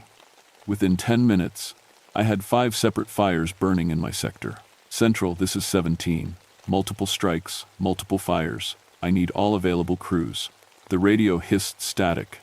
Then a voice I didn't recognize came through, deep and wrong, speaking words that sounded like Latin. Central, I said, say again, you're breaking up. More static. Then the normal dispatcher came back. 17, say again. We didn't copy your last. I reported the fires again. They sent 3 crews. But as I watched through my binoculars, something strange happened. The fires weren't spreading the way fire should spread. Fire follows fuel, wind, and gravity. It burns uphill because heat rises, but it needs wind or fuel to move. These fires were burning upward against the wind. They were climbing rock faces where there was nothing to burn. They were moving in straight lines, like someone was painting them across the mountain. I called it in. Central, we've got unusual fire behavior. Flames moving against wind direction. Possible atmospheric conditions causing updrafts. Copy, 17. Crews are on scene. They'll assess and advise. I watched through the binoculars as the first crew reached the nearest fire. 6 firefighters in yellow, Nomex suits and hard hats, hauling hoses and pumps. The crew boss radioed in. Tower 17, this is Ground Crew Alpha. We're at the Baker 7 fire. Something's weird here. The fire's burning in a pattern. Looks almost like footprints. Say again, Alpha? The burn pattern, Mick. It looks like something walked through here. Big footprints, maybe 7 or 8 feet apart. And they're burned into solid rock. I felt something cold slide down my spine despite the heat. Alpha, fire doesn't burn rock. I know that, Mick. I'm looking at it right now. These aren't scorch marks. The rock is melted. Like someone walked through here, with feet hot enough to liquefy stone. I didn't know what to say. There had to be an explanation. Lightning can create fulgurites, tubes of melted sand where bolts hit the ground. Maybe that's what they were seeing. Document it with photos, I said. We'll figure it out after the fires are contained. Copy that. The crews worked all day. By evening, they had 4 of the 5 fires under control. But the 5th one, the one on the exposed ridge near the old Civil War trail, kept burning. Every time they thought they had it, it would flare up again in a new spot. The crew boss radioed me at sunset. 17, Alpha. We're pulling back for the night. This fire isn't behaving right. It keeps jumping our fire line. Tomorrow we'll bring in air support. Copy, Alpha. Stay safe. I watched the fire through the darkness. It glowed orange against the black sky, pulsing like a heartbeat. That night, the temperature dropped. Not much, maybe 10 degrees, but enough that I could finally breathe. I was eating dinner in the cabin when my radio crackled. Mick, can you help? It was barely a whisper, full of static. This is Tower 17. Who's calling? So hot, burning, please. Identify yourself. What's your location? Devil's backbone, he's here. Oh God, The radio went dead. I tried every channel, nothing but static.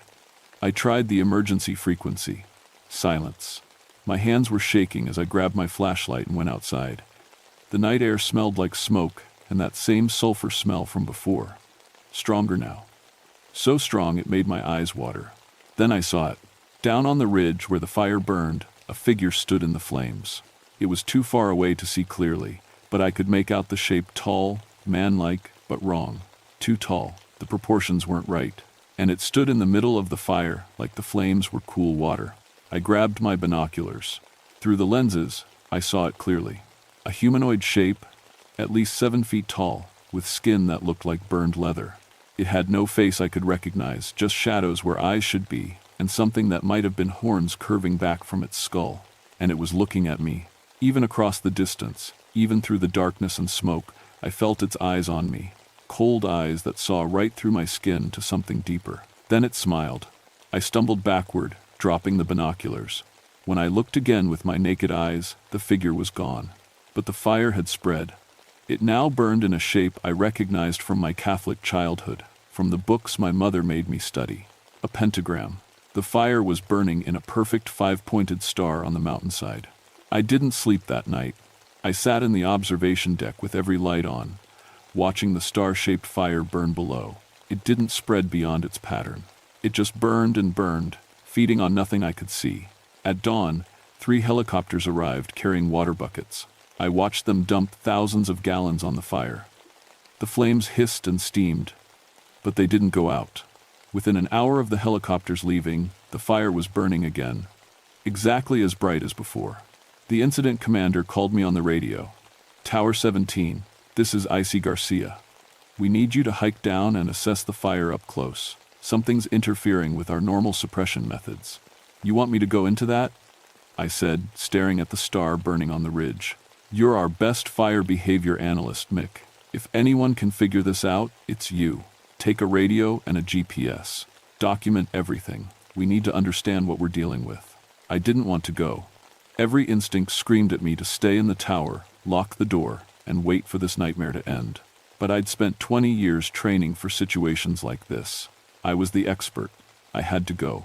I packed my gear, fire shelter, GPS, camera, extra batteries, water, and the old rosary my mother gave me. I hadn't carried it in years, but something made me slip it into my pocket. The hike down took an hour. As I got closer to the fire, the temperature climbed. By the time I reached the ridge, it was over 120 degrees. The air was so hot it hurt to breathe. The fire burned in a perfect circle around the star pattern. Inside the circle, the ground was black and melted. Rocks had liquefied and resolidified into strange shapes. Trees were reduced to ash, but the ash hadn't blown away. It stood in perfect tree shapes, like gray ghosts. And everywhere, those footprints. They were burned into solid stone, each one 8 feet from the last. I measured them. Each print was 3 feet long and shaped like a cloven hoof. I took photos, I collected samples of the melted rock, I documented everything, trying to think like a scientist, not like a terrified human being. That's when I found the crew member. His name was Rodriguez.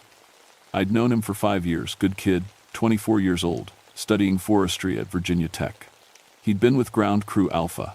He was kneeling in the center of the pentagram, hands clasped like he was praying. His skin was gray. His eyes were open but empty. He wasn't burned. That was the worst part. The fire had consumed everything around him, melted solid rock. But his clothes and skin were untouched. I checked for a pulse. Nothing. He was cold despite the heat. I grabbed my radio with shaking hands. "I see Garcia. This is O'Brien. I've found Rodriguez from Alpha Crew. He's dead. No signs of burns or trauma. Just dead." "Copy that, Mick. We're sending a recovery team.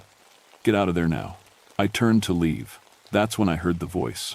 It came from everywhere and nowhere from the ground, from the fire, from inside my own skull. Asterisk, asterisk, Michael O'Brien. Asterisk, asterisk. It knew my name.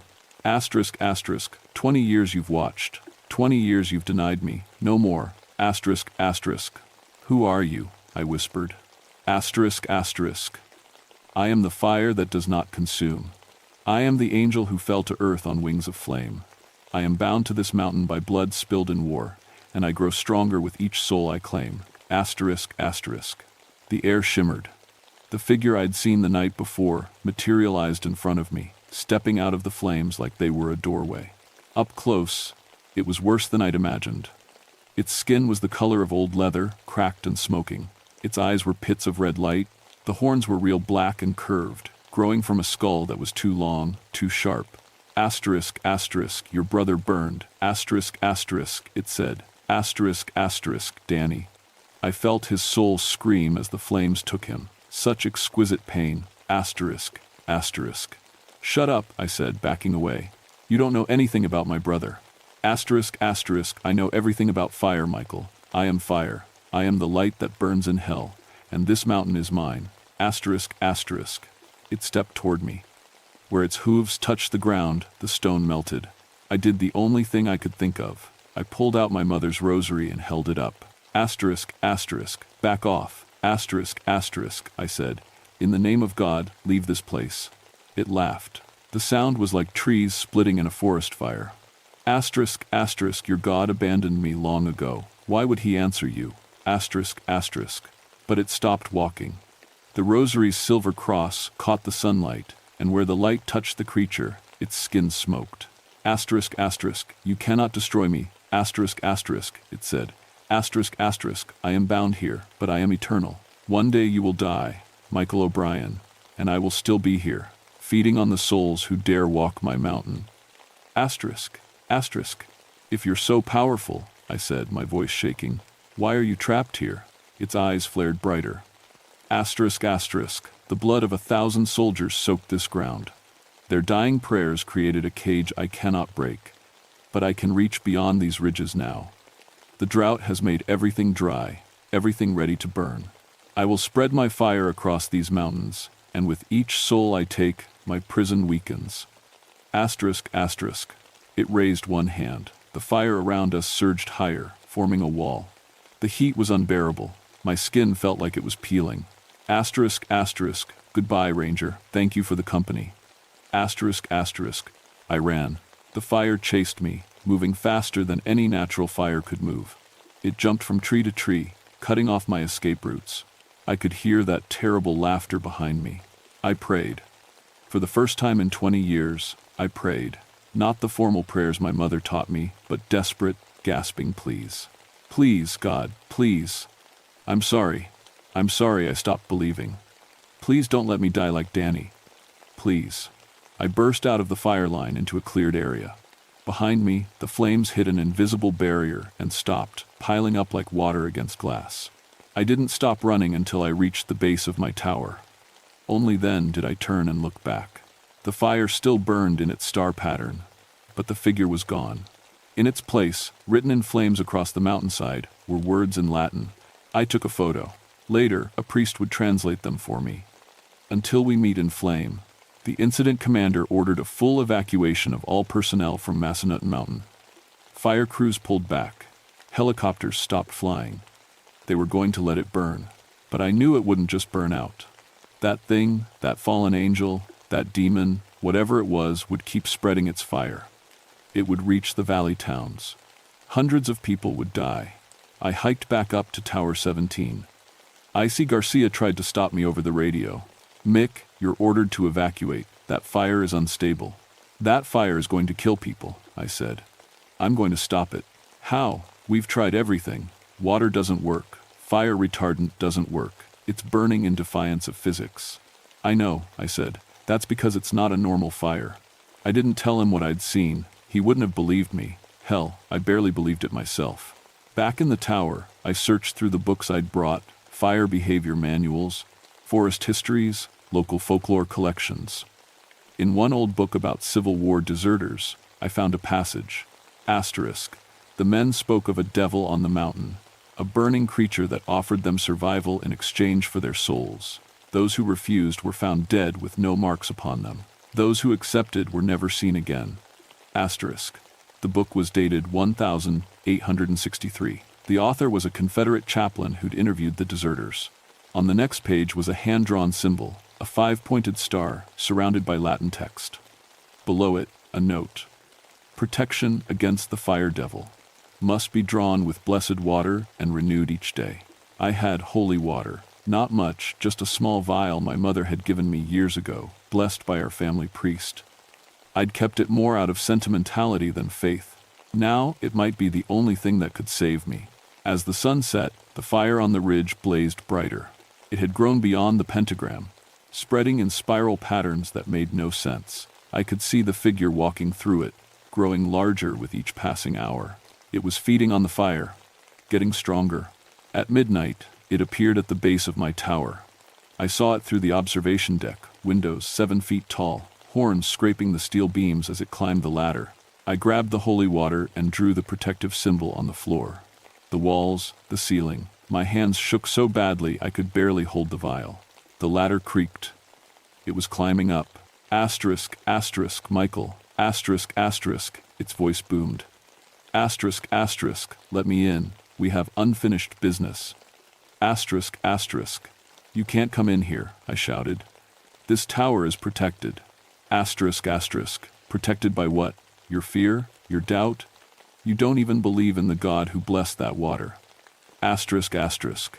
It was right. I didn't believe. Not really. I was going through the motions, trying to remember my mother's prayers. The door handle turned. I grabbed my mother's rosary and held it tight. God, I whispered. I don't know if you're real. I don't know if you care, but my mom believed. Danny believed. If you're there, help me. The door flew open. The creature filled the doorway, too large for the frame. It had to duck to fit inside. Its skin glowed with internal fire. Asterisk, asterisk. Last chance, Michael. Join me. Serve me. I will make you powerful beyond imagination. You'll never feel pain, never know death. Never asterisk, asterisk. No, I said. It smiled, that terrible smile. Asterisk, asterisk, then burn. Asterisk, asterisk. It reached for me. Its hand was like a furnace. I threw the remaining holy water directly at its face. The creature screamed. Not a human scream, a sound like metal tearing, like forests dying, like 1,000 voices crying out in agony. Steam erupted where the water hit its skin. The flesh bubbled and peeled back, revealing something underneath that hurt to look at. Pure light. Twisted and corrupted. Asterisk, asterisk, what have you done? Asterisk, asterisk, it shrieked. I remembered, I said. Faith isn't about knowing. It's about hoping. About trusting. My mom had faith. Danny had faith. And maybe that's enough. And I have, see you. The protective symbols I'd drawn began to glow. Not bright, just a soft silver light, like moonlight on water. The creature stumbled backward, hitting the door frame. Where its skin touched my symbols, it burned. Asterisk, asterisk, this isn't over. Asterisk, asterisk, it hissed. Asterisk, asterisk, I am bound here. I will wait. I will always wait. Asterisk, asterisk. It fell backward off the tower. I ran to the window and watched it plummet 70 feet to the ground. It landed in a crouch, unhurt. Then it turned and walked into the fire. The moment it disappeared, every fire on the mountain went out, just stopped burning. 1 second there were walls of flame. The next there was nothing but smoke and darkness. It started to rain. Heavy, drenching rain that hadn't been in any weather forecast. The drought broke that night. The official report blamed the unusual fire behavior on rare atmospheric conditions caused by the drought. Temperature inversions, pressure differentials, complicated scientific terms that explain nothing. Rodriguez's death was listed as heat stroke. The melted rock and hoof prints were classified as fulgurites and natural erosion. The pentagram pattern was coincidental, burning in a dry fuel bed. Nobody wanted to know the truth. Truth was too frightening. They gave me 2 weeks off. Trauma leave, they called it. When I came back, they transferred me to a different section of the forest. Nobody said why, but I understood. Massanutten Mountain was off limits to me now. I went to church the Sunday after the fire. The first time in 23 years, I sat in the back pew and cried through the entire service. The priest found me afterward. His name was Father Murphy, and he'd known my mother. I heard about what happened, he said quietly, on the mountain. The official report says, I know what the official report says. I also know what you saw. There are places in this world where evil has taken root, places consecrated by blood and death. The devil doesn't need an invitation to those places. He's already there. Is it gone? I asked. Father Murphy shook his head, bound, weakened, but not gone. It will wait. Michael, it's patient. Evil always is. He gave me a new rosary, blessed with oil from Rome. I've carried it every day since. I still work as a park ranger, but I won't go near Massanutten Mountain. Sometimes, on dry summer nights, when lightning flashes in the distance, I can smell that sulfur smell, and I know it's still there, waiting. Other rangers have reported strange things. Fires that burn in patterns, hoofprints in stone, voices on the radio speaking in languages nobody understands. The Forest Service investigates, finds nothing, and closes the cases. Life goes on. But I know the truth. I've seen it, I've felt its heat, I've looked into its eyes. The devil walks these mountains. He's bound by old prayers and old blood, but he's patient. He's been waiting for centuries. He can wait centuries more. And one day, someone will break that binding. Someone will set him free. I pray it's not in my lifetime. I pray for a lot of things now. Sometimes, late at night, I wonder about Rodriguez. What did he see in those last moments? What made him kneel and pray? Did he feel anything when his soul left his body? And I wonder about Danny. My brother, burning in that warehouse. Did something darker than simple fire take him? Was the creature on the mountain telling the truth? I'll never know. What I do know is this. Evil is real. It walks the earth. It waits in dark places. And sometimes, no matter how much we know about fire, about science, about the natural world, sometimes the supernatural breaks through. I go up in fire towers still. I watch for smoke. I call in strikes. I coordinate crews. But I also carry holy water now. I pray every night. And I never, ever go near Massanutten Mountain. Because the devil's still there, on his backbone of stone and ash, waiting.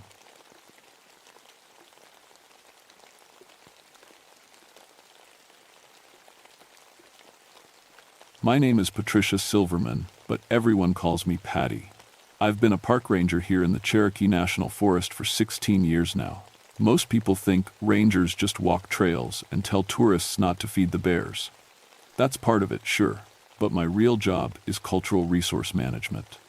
I study the old Cherokee sites scattered through these Tennessee mountains, trying to understand how the tribes used the land centuries ago. I have a PhD in anthropology from the University of Tennessee. Spent 8 years learning Cherokee language and culture before I ever set foot on this job. The tribal elders respect me because I listen more than I talk. That matters here in the Unicoi Mountains, where every rock pile and creek bend has a story. My specialty is acoustic research. Sounds boring, right? Actually, it's fascinating. These mountains are full of natural sound phenomena, wind caves that whistle like flutes, stone formations that echo voices for miles, rock chambers that amplify whispers into booming calls. For 16 years, I've studied every weird noise these hills can make. The Cherokee called this area the Speaking Stones, long before any white settlers arrived. Local legends say the rocks themselves could talk to people. Tribal historians told me stories about ancestors receiving guidance from stone voices during important decisions. I always smiled and nodded politely. In my experience, every supernatural sound had a perfectly logical acoustic explanation. That was before June 1996. Before the summer solstice, before I learned that some Cherokee stories aren't legends at all. The weather that week was strange, even for Tennessee. Heat lightning flickered across the sky every night without any rain. The air felt thick and electric, like the mountains themselves were holding their breath. Animals acted nervous. Birds stopped singing during the day. Deer gathered in unusual groups along the ridgelines, watching the valleys below with alert ears. I was stationed at Research Point 7, an old quarry site about 20 miles from the Cherokee Reservation. The quarry had been abandoned since the 1942, leaving behind a natural stone amphitheater carved into the mountainside. Perfect acoustics. The Cherokee had used this spot for ceremonies long before anyone started digging rock for road construction. My equipment was simple but effective. Digital recording devices, seismic sensors, frequency analyzers, weather monitoring stations. I'd been documenting natural sound patterns here for 3 months, building a database of normal acoustic activity. The goal was to separate natural phenomena from cultural interpretations. The stones themselves were remarkable. Limestone and sandstone formations created by millions of years of water flow. Some stood 20 feet tall, arranged in rough circles like ancient monuments. Others formed caves and chambers that channeled sound in impossible ways. Speak softly at one end, and your voice emerged clearly from stones 50 yards away. On June 20th, I noticed the first anomaly. I was calibrating my recording equipment around sunset when I heard it. A low humming sound, barely audible, like a bass note played on a massive organ. It seemed to come from the stones themselves, vibrating through the rock formations and into the ground beneath my feet. I checked my instruments. The seismic sensors showed minor vibrations, but nothing that would explain the sound. Wind readings were nearly zero. No aircraft overhead. No machinery anywhere within miles. Yet the humming continued for nearly an hour before fading away as darkness fell. I made detailed notes in my research log. Possible explanations: underground water flow, thermal expansion in the rocks, distant industrial noise carried by atmospheric conditions. All seemed unlikely, but I needed more data before drawing conclusions. The next morning brought another surprise. My equipment had recorded the humming clearly. More than that, the sound showed perfect harmonic structure, mathematical precision that natural phenomena don't usually display. The frequencies formed chord progressions, like music composed by some invisible force. I spent the day examining every piece of equipment. No malfunctions, no interference from radio signals or power lines. The recordings were clean and clear. The stones had definitely produced organized harmonic sounds for over an hour. That's when I called Joseph Swimmer. Joseph was a Cherokee elder in his 70s.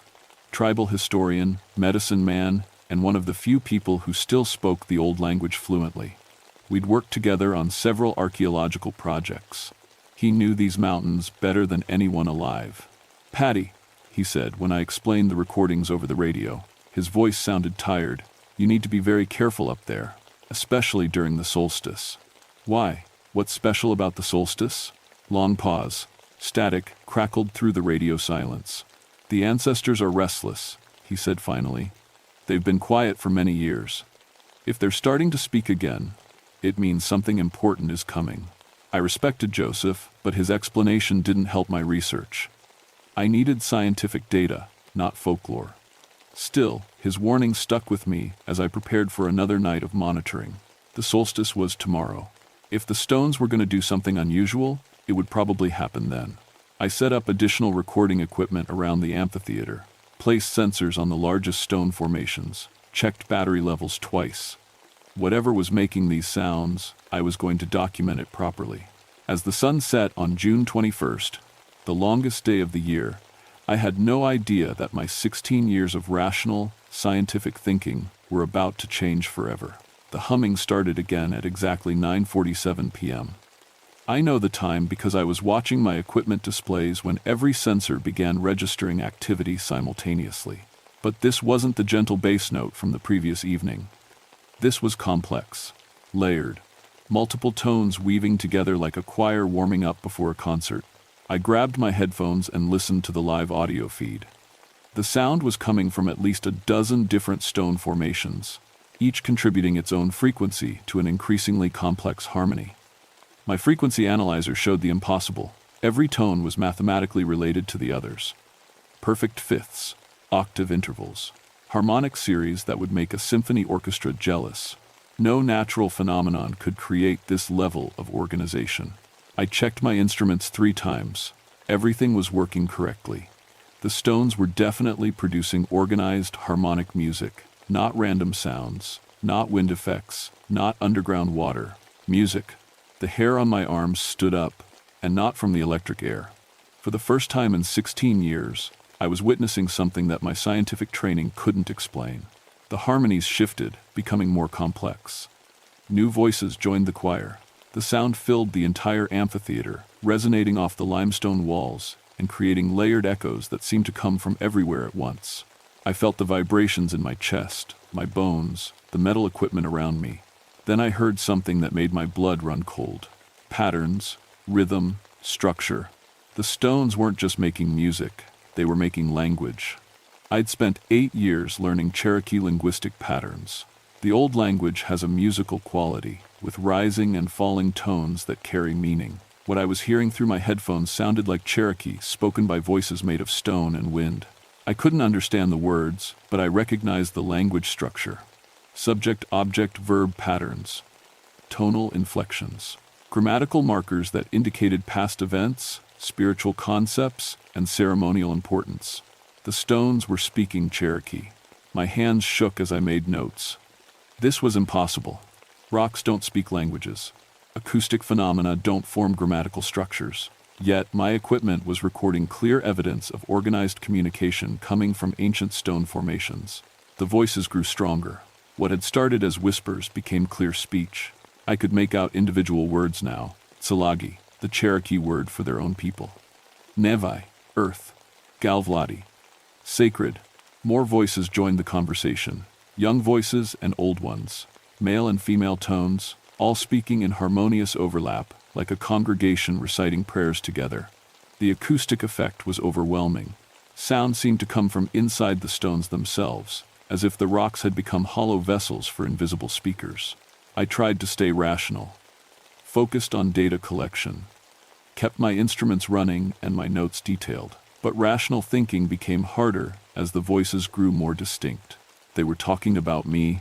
Wionega, white person. Duyuk TV, do you hear? Gvialialitsi, she listens well. I understood enough Cherokee to catch fragments of the conversation. The voices seemed to be discussing my presence, my equipment, my years of studying their sacred sites. Some sounded approving. Others seemed cautious. All sounded impossibly real. I stood up and walked closer to the largest stone formation. The voices were definitely coming from inside the limestone structure. I could see my breath misting in the suddenly cold air, despite the warm June evening. "Hello?" I called out in Cherokee, using the formal greeting Joseph had taught me. "Sio, Dohi?" The voices stopped instantly. Complete silence filled the amphitheater. Even the normal night sounds of insects and distant owls went quiet. My equipment continued recording, but the frequency displays showed only flat lines. Then, one voice spoke directly to me, clear as if someone stood 3 feet away.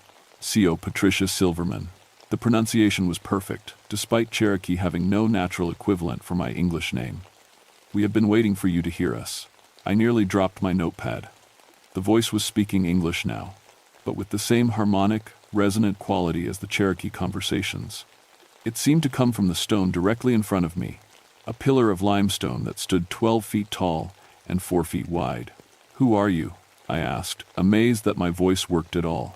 "We are the Nahi, the ancient ones, the first people who learned to speak with stones." My anthropology training kicked in. Vnahi was an old Cherokee term for ancestral spirits. According to traditional beliefs, the dead could communicate with the living through certain sacred objects and places, but I wasn't ready to abandon scientific thinking entirely. "This is some kind of acoustic illusion," I said, more to myself than to the voice. "Sound reflection, frequency modulation, something." The voice laughed. The sound echoed from multiple stones around the amphitheater, creating a chorus of gentle amusement that raised goosebumps across my skin. "You study our voices with your machines," the voice said. "You measure our words with numbers, but you do not yet understand what you are hearing." "Then explain it to me," I said, setting down my notepad and focusing entirely on the conversation. "We are the voices of those who walked these mountains before you. Cherokee, who lived here, hunted here, conducted ceremonies here for 1,000 years. When our bodies returned to earth, our spirits remained connected to the sacred stones." I wanted to argue, to point out the logical impossibilities, but my equipment was recording every word with crystal clarity. This wasn't hallucination or imagination. Something was definitely communicating with me through these stone formations. "Why now?" I asked. "Why are you speaking to me?" "Because you listen with respect," the voice replied. "Because you learned our language and our customs before judging our beliefs.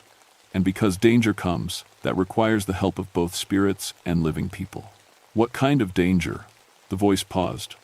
Other whispers started up around the amphitheater, multiple conversations in Cherokee that I couldn't follow. The harmonies grew more complex, more urgent. "Men will come soon," the voice said finally. "Men who wish to destroy this place. They will bring machines to break the stones and silence our voices forever. You must help us prevent this." "What men? What are you talking about?" But the voices were already fading. The harmonies dissolved into single tones, then into whispers, then into silence. My equipment showed the sound levels dropping back to normal background noise. I stood in the quiet amphitheater, staring at my instruments and trying to process what had just happened. My recordings would provide proof that something extraordinary had occurred. But proof of what? Exactly? I just had a conversation with voices claiming to be Cherokee ancestral spirits. They'd warned me about some unspecified threat to this sacred site. And despite my scientific training, I couldn't think of any rational explanation for what I'd experienced. The worst part? Deep down, I believed every word they'd said. I didn't sleep that night. I sat in my camp chair, headphones on, monitoring for any return of the stone voices. My equipment hummed quietly in the darkness. The normal sounds of the mountain night seemed unnaturally loud after the profound silence that followed my conversation with the Nvinahi. Around 4 a.m., I radioed Joseph Swimmer. "Joseph, it's Patty. I know it's early, but I need to ask you something." Static crackled for a moment before his voice came through, alert despite the hour. "You heard them, didn't you? The ancestors. How did you know?" "Because I felt them stirring yesterday. Their energy has been building for weeks. The stones have been calling to me in my dreams." He paused. "What did they tell you?" I described the entire encounter, the harmonious voices, the Cherokee conversations, the warning about men coming to destroy the site. Joseph listened without interruption, occasionally making soft sounds of acknowledgement in Cherokee. "They spoke truth," he said when I finished. 3 days ago, the tribal council received a letter from a mining company. Cumberland Stone Corporation wants to expand their quarry operation into the sacred amphitheater. They claim the limestone there is perfect for highway construction. My stomach dropped. The state would never allow that. This area is protected. The company has lawyers. They found old claims from the $1,000 940 that might override our cultural protection agreements. The hearing is scheduled for next week. Now I understood the urgency in the spirit voices. Their sacred site, the place where they'd learned to communicate through stone over countless generations, faced destruction by industrial mining equipment. "What can we do?" I asked. "Document everything," Joseph said. "Record their voices. Get evidence that this site is actively sacred, not just historically important.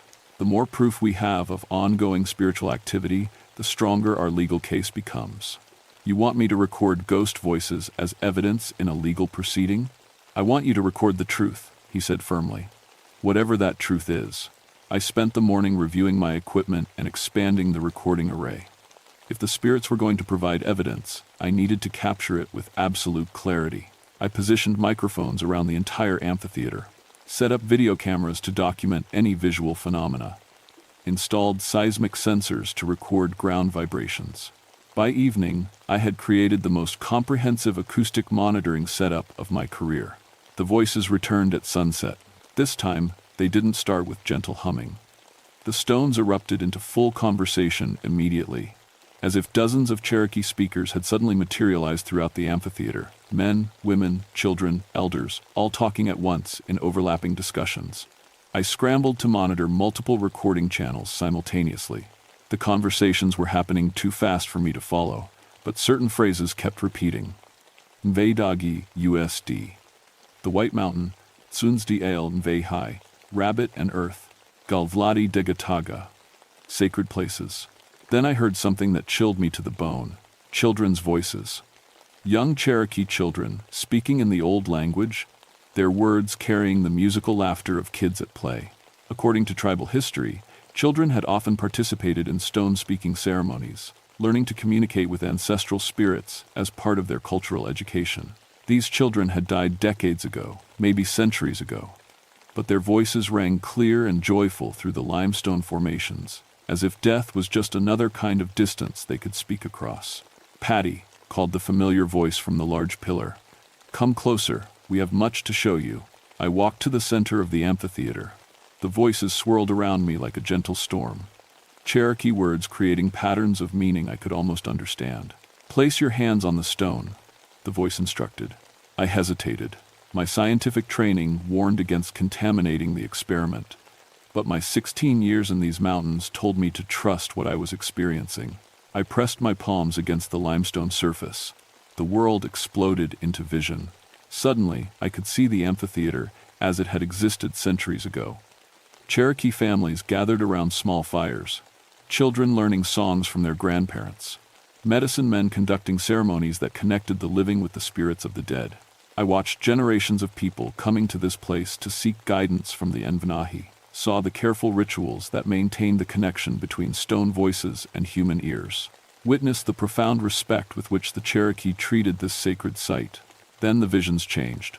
I saw white settlers arriving, saw the Cherokee being forced from their ancestral lands, watched as the sacred sites were abandoned, the ceremonies forgotten, the connections between worlds slowly weakening.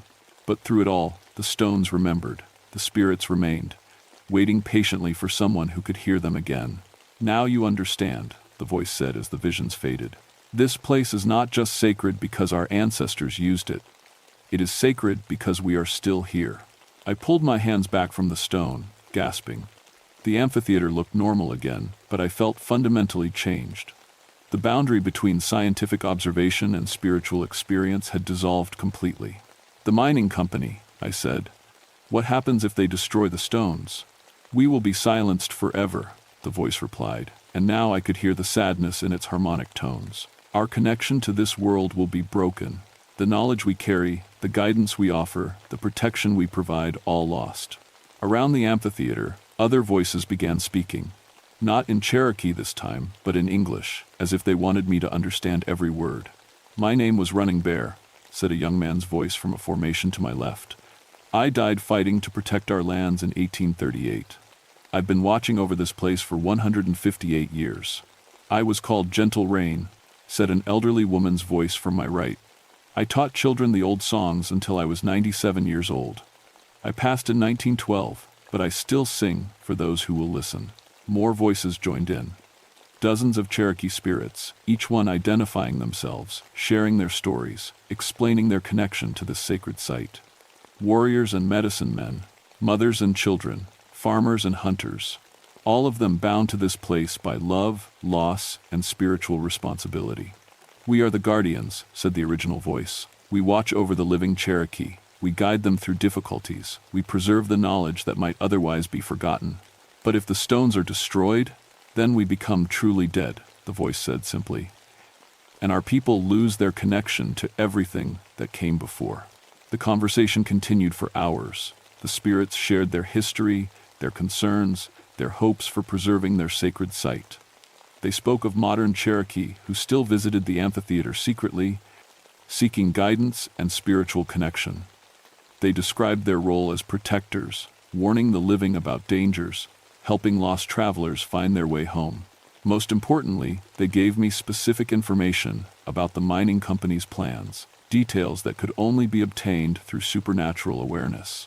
Cumberland Stone Corporation intended to begin excavation in 10 days. They planned to work at night to avoid public attention. Their equipment would arrive from a staging area 15 miles north, using old logging roads to bypass the main park entrances.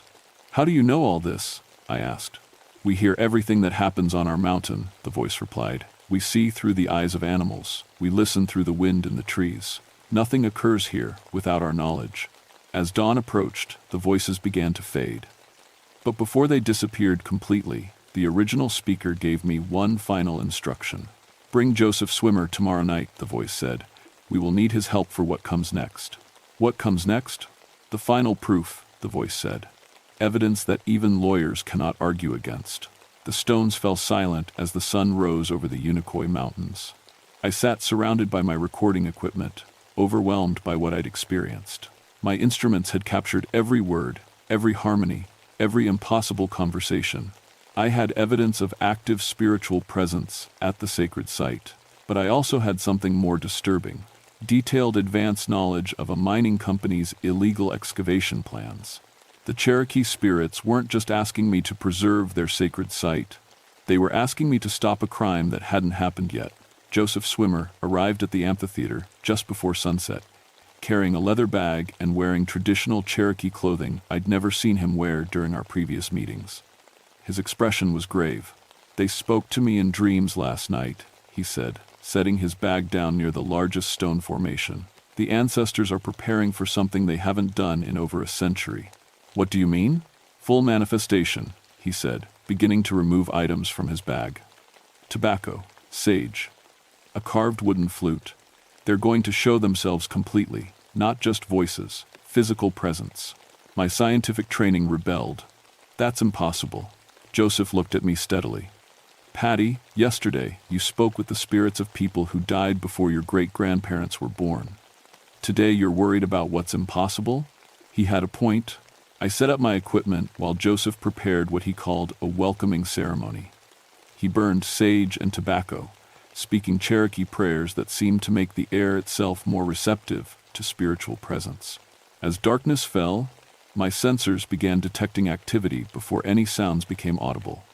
Electromagnetic fluctuations, temperature variations, pressure changes that had no meteorological explanation. Then the voices returned, but this time they weren't alone. The air above the stone formations began to shimmer like heat waves.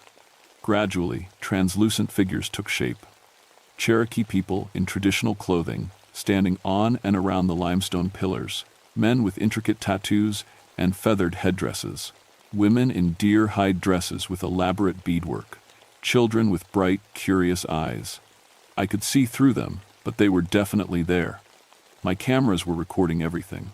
"CO, Joseph Swimmer," said the familiar voice, and now I could see its source, a tall Cherokee man with silver-streaked hair and a face marked by years of wisdom and sorrow. "Thank you for coming." "CO, Elder," Joseph replied formally. "I am honored to witness the great manifestation." The spirit turned to me. "Patricia Silverman, you have listened well. Now you must see all." More figures materialized throughout the amphitheater. Dozens of Cherokee spirits from different time periods.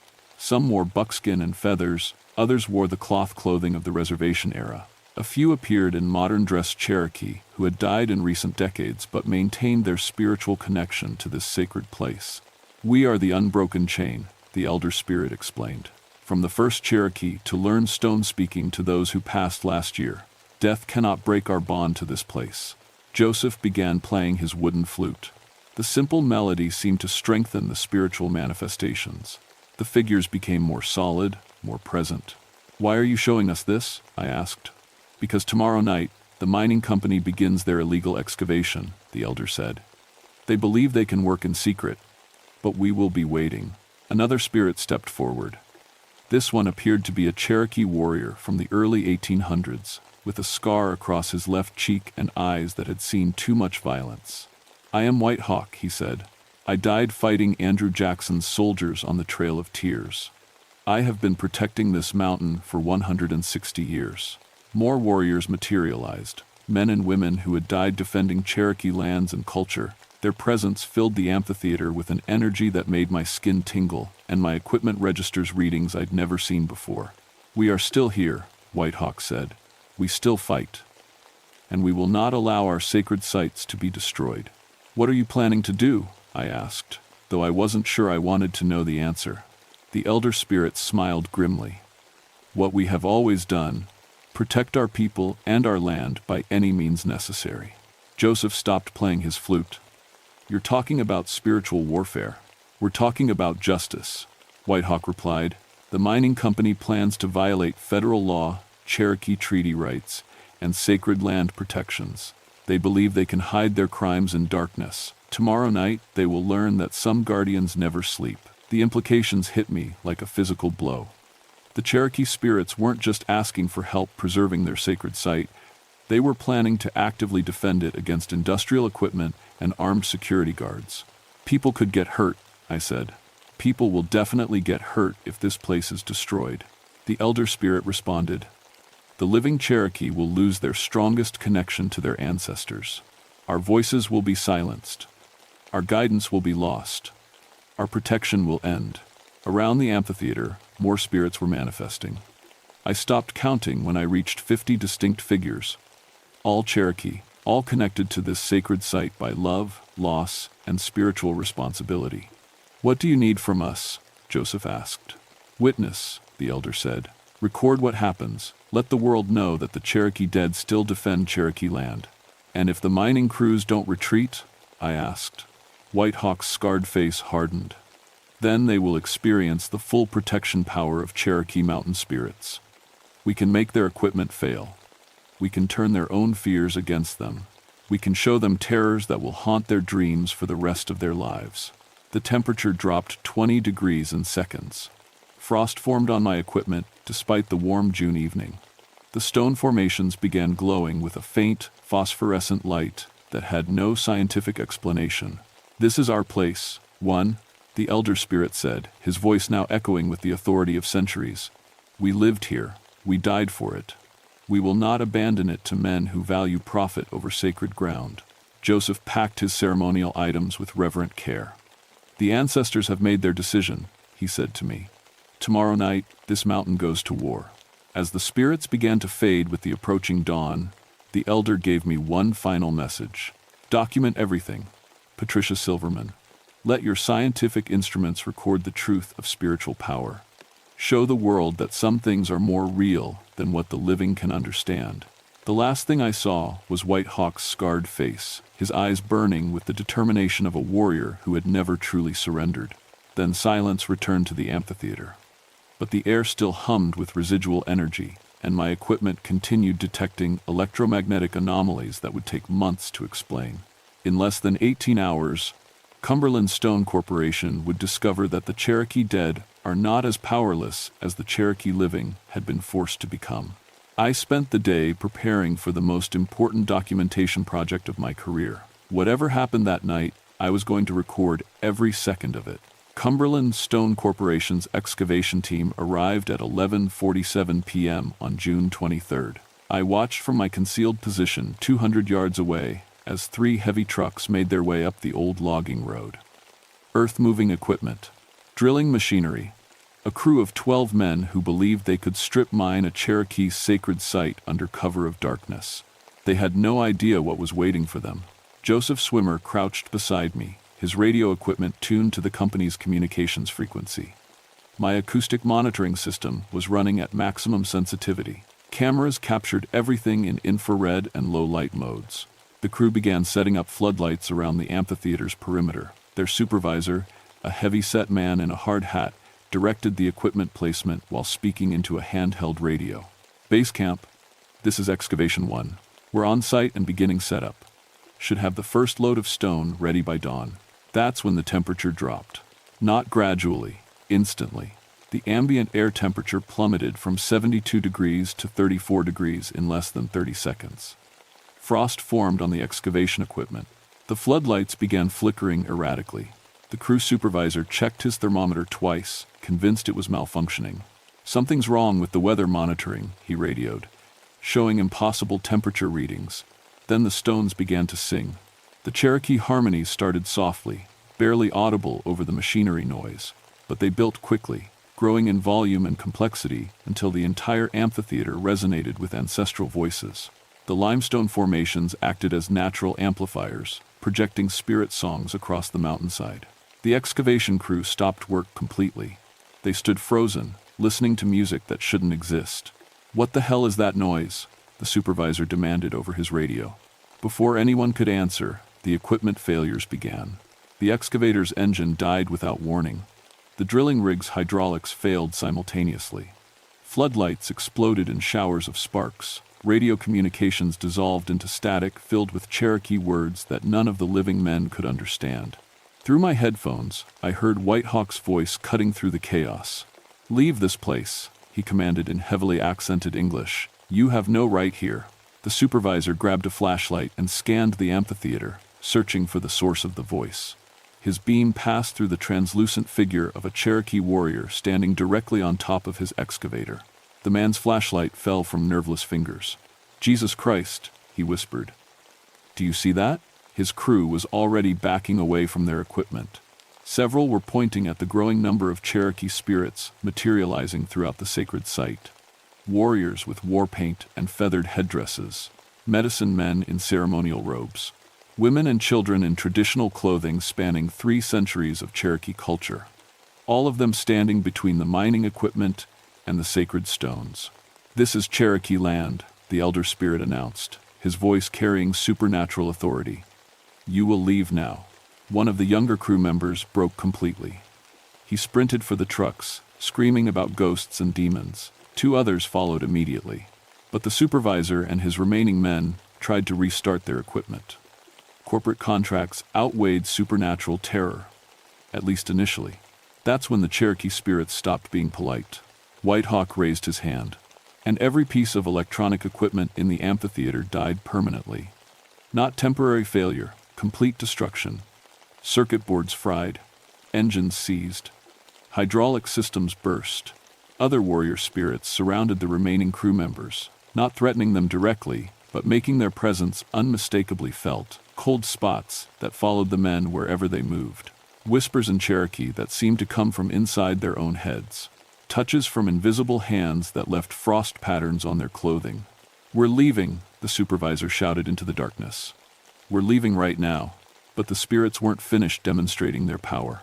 As the mining crew scrambled toward their trucks, the very ground began to shift. Not an earthquake. Something more targeted and deliberate. Limestone blocks that had stood for millennia moved to block the access road. Trees fell across the logging trail with surgical precision.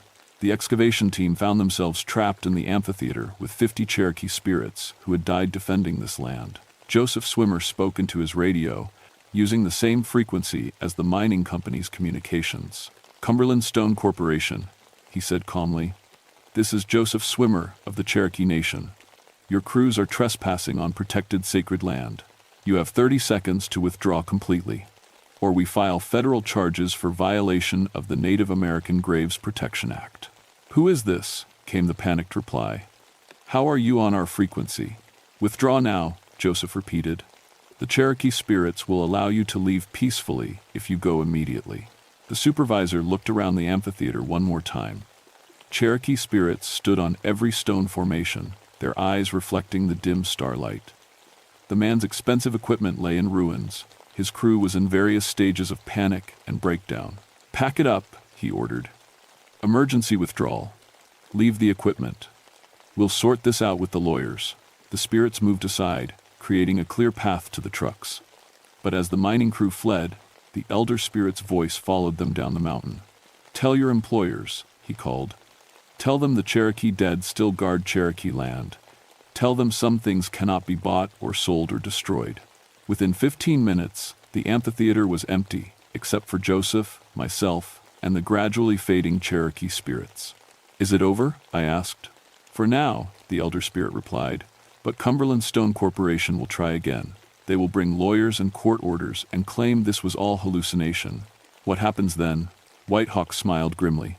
Then we demonstrate that Cherokee justice extends beyond the grave. The spirits dissolved with the approaching dawn, but their message remained clear. The sacred site would be defended by any means necessary. The voices of the dead would not be silenced by the greed of the living. 3 days later, Cumberland Stone Corporation withdrew their mining claim completely. They cited unexpected geological instabilities and unacceptable security risks. The company's insurance investigators found no logical explanation for the equipment failures or the crew's collective accounts of supernatural encounters. But Joseph and I knew the truth. My 16 years as a park ranger had taught me to respect the Cherokee culture and history preserved in these mountains. But that night, in the amphitheater, taught me something more profound. Some connections transcend death itself. I still work these mountains, still study Cherokee sites and acoustic phenomena. But now I listen for more than just wind and echoes. I listen for the voices of those who came before, who still guide and protect their people from beyond the grave. The stones still sing at the summer solstice. Cherokee ancestors still speak to those willing to hear them, and sacred places remain sacred, protected by guardians who will never rest until their people are truly safe.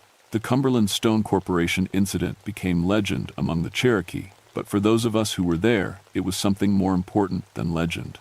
It was proof that love of land and people can survive anything, even death itself. Every June, I return to the amphitheater for the solstice. I set up my equipment and listen to the voices of the Envanahi. They share their wisdom, their warnings, their hope for the future. And sometimes, late at night when the stones sing loudest, I hear new voices joining the ancestral choir. Cherokee who have passed in recent years, adding their protection to the eternal watch over sacred ground. The circle remains unbroken, the guardians remain vigilant, and the stones still remember everything,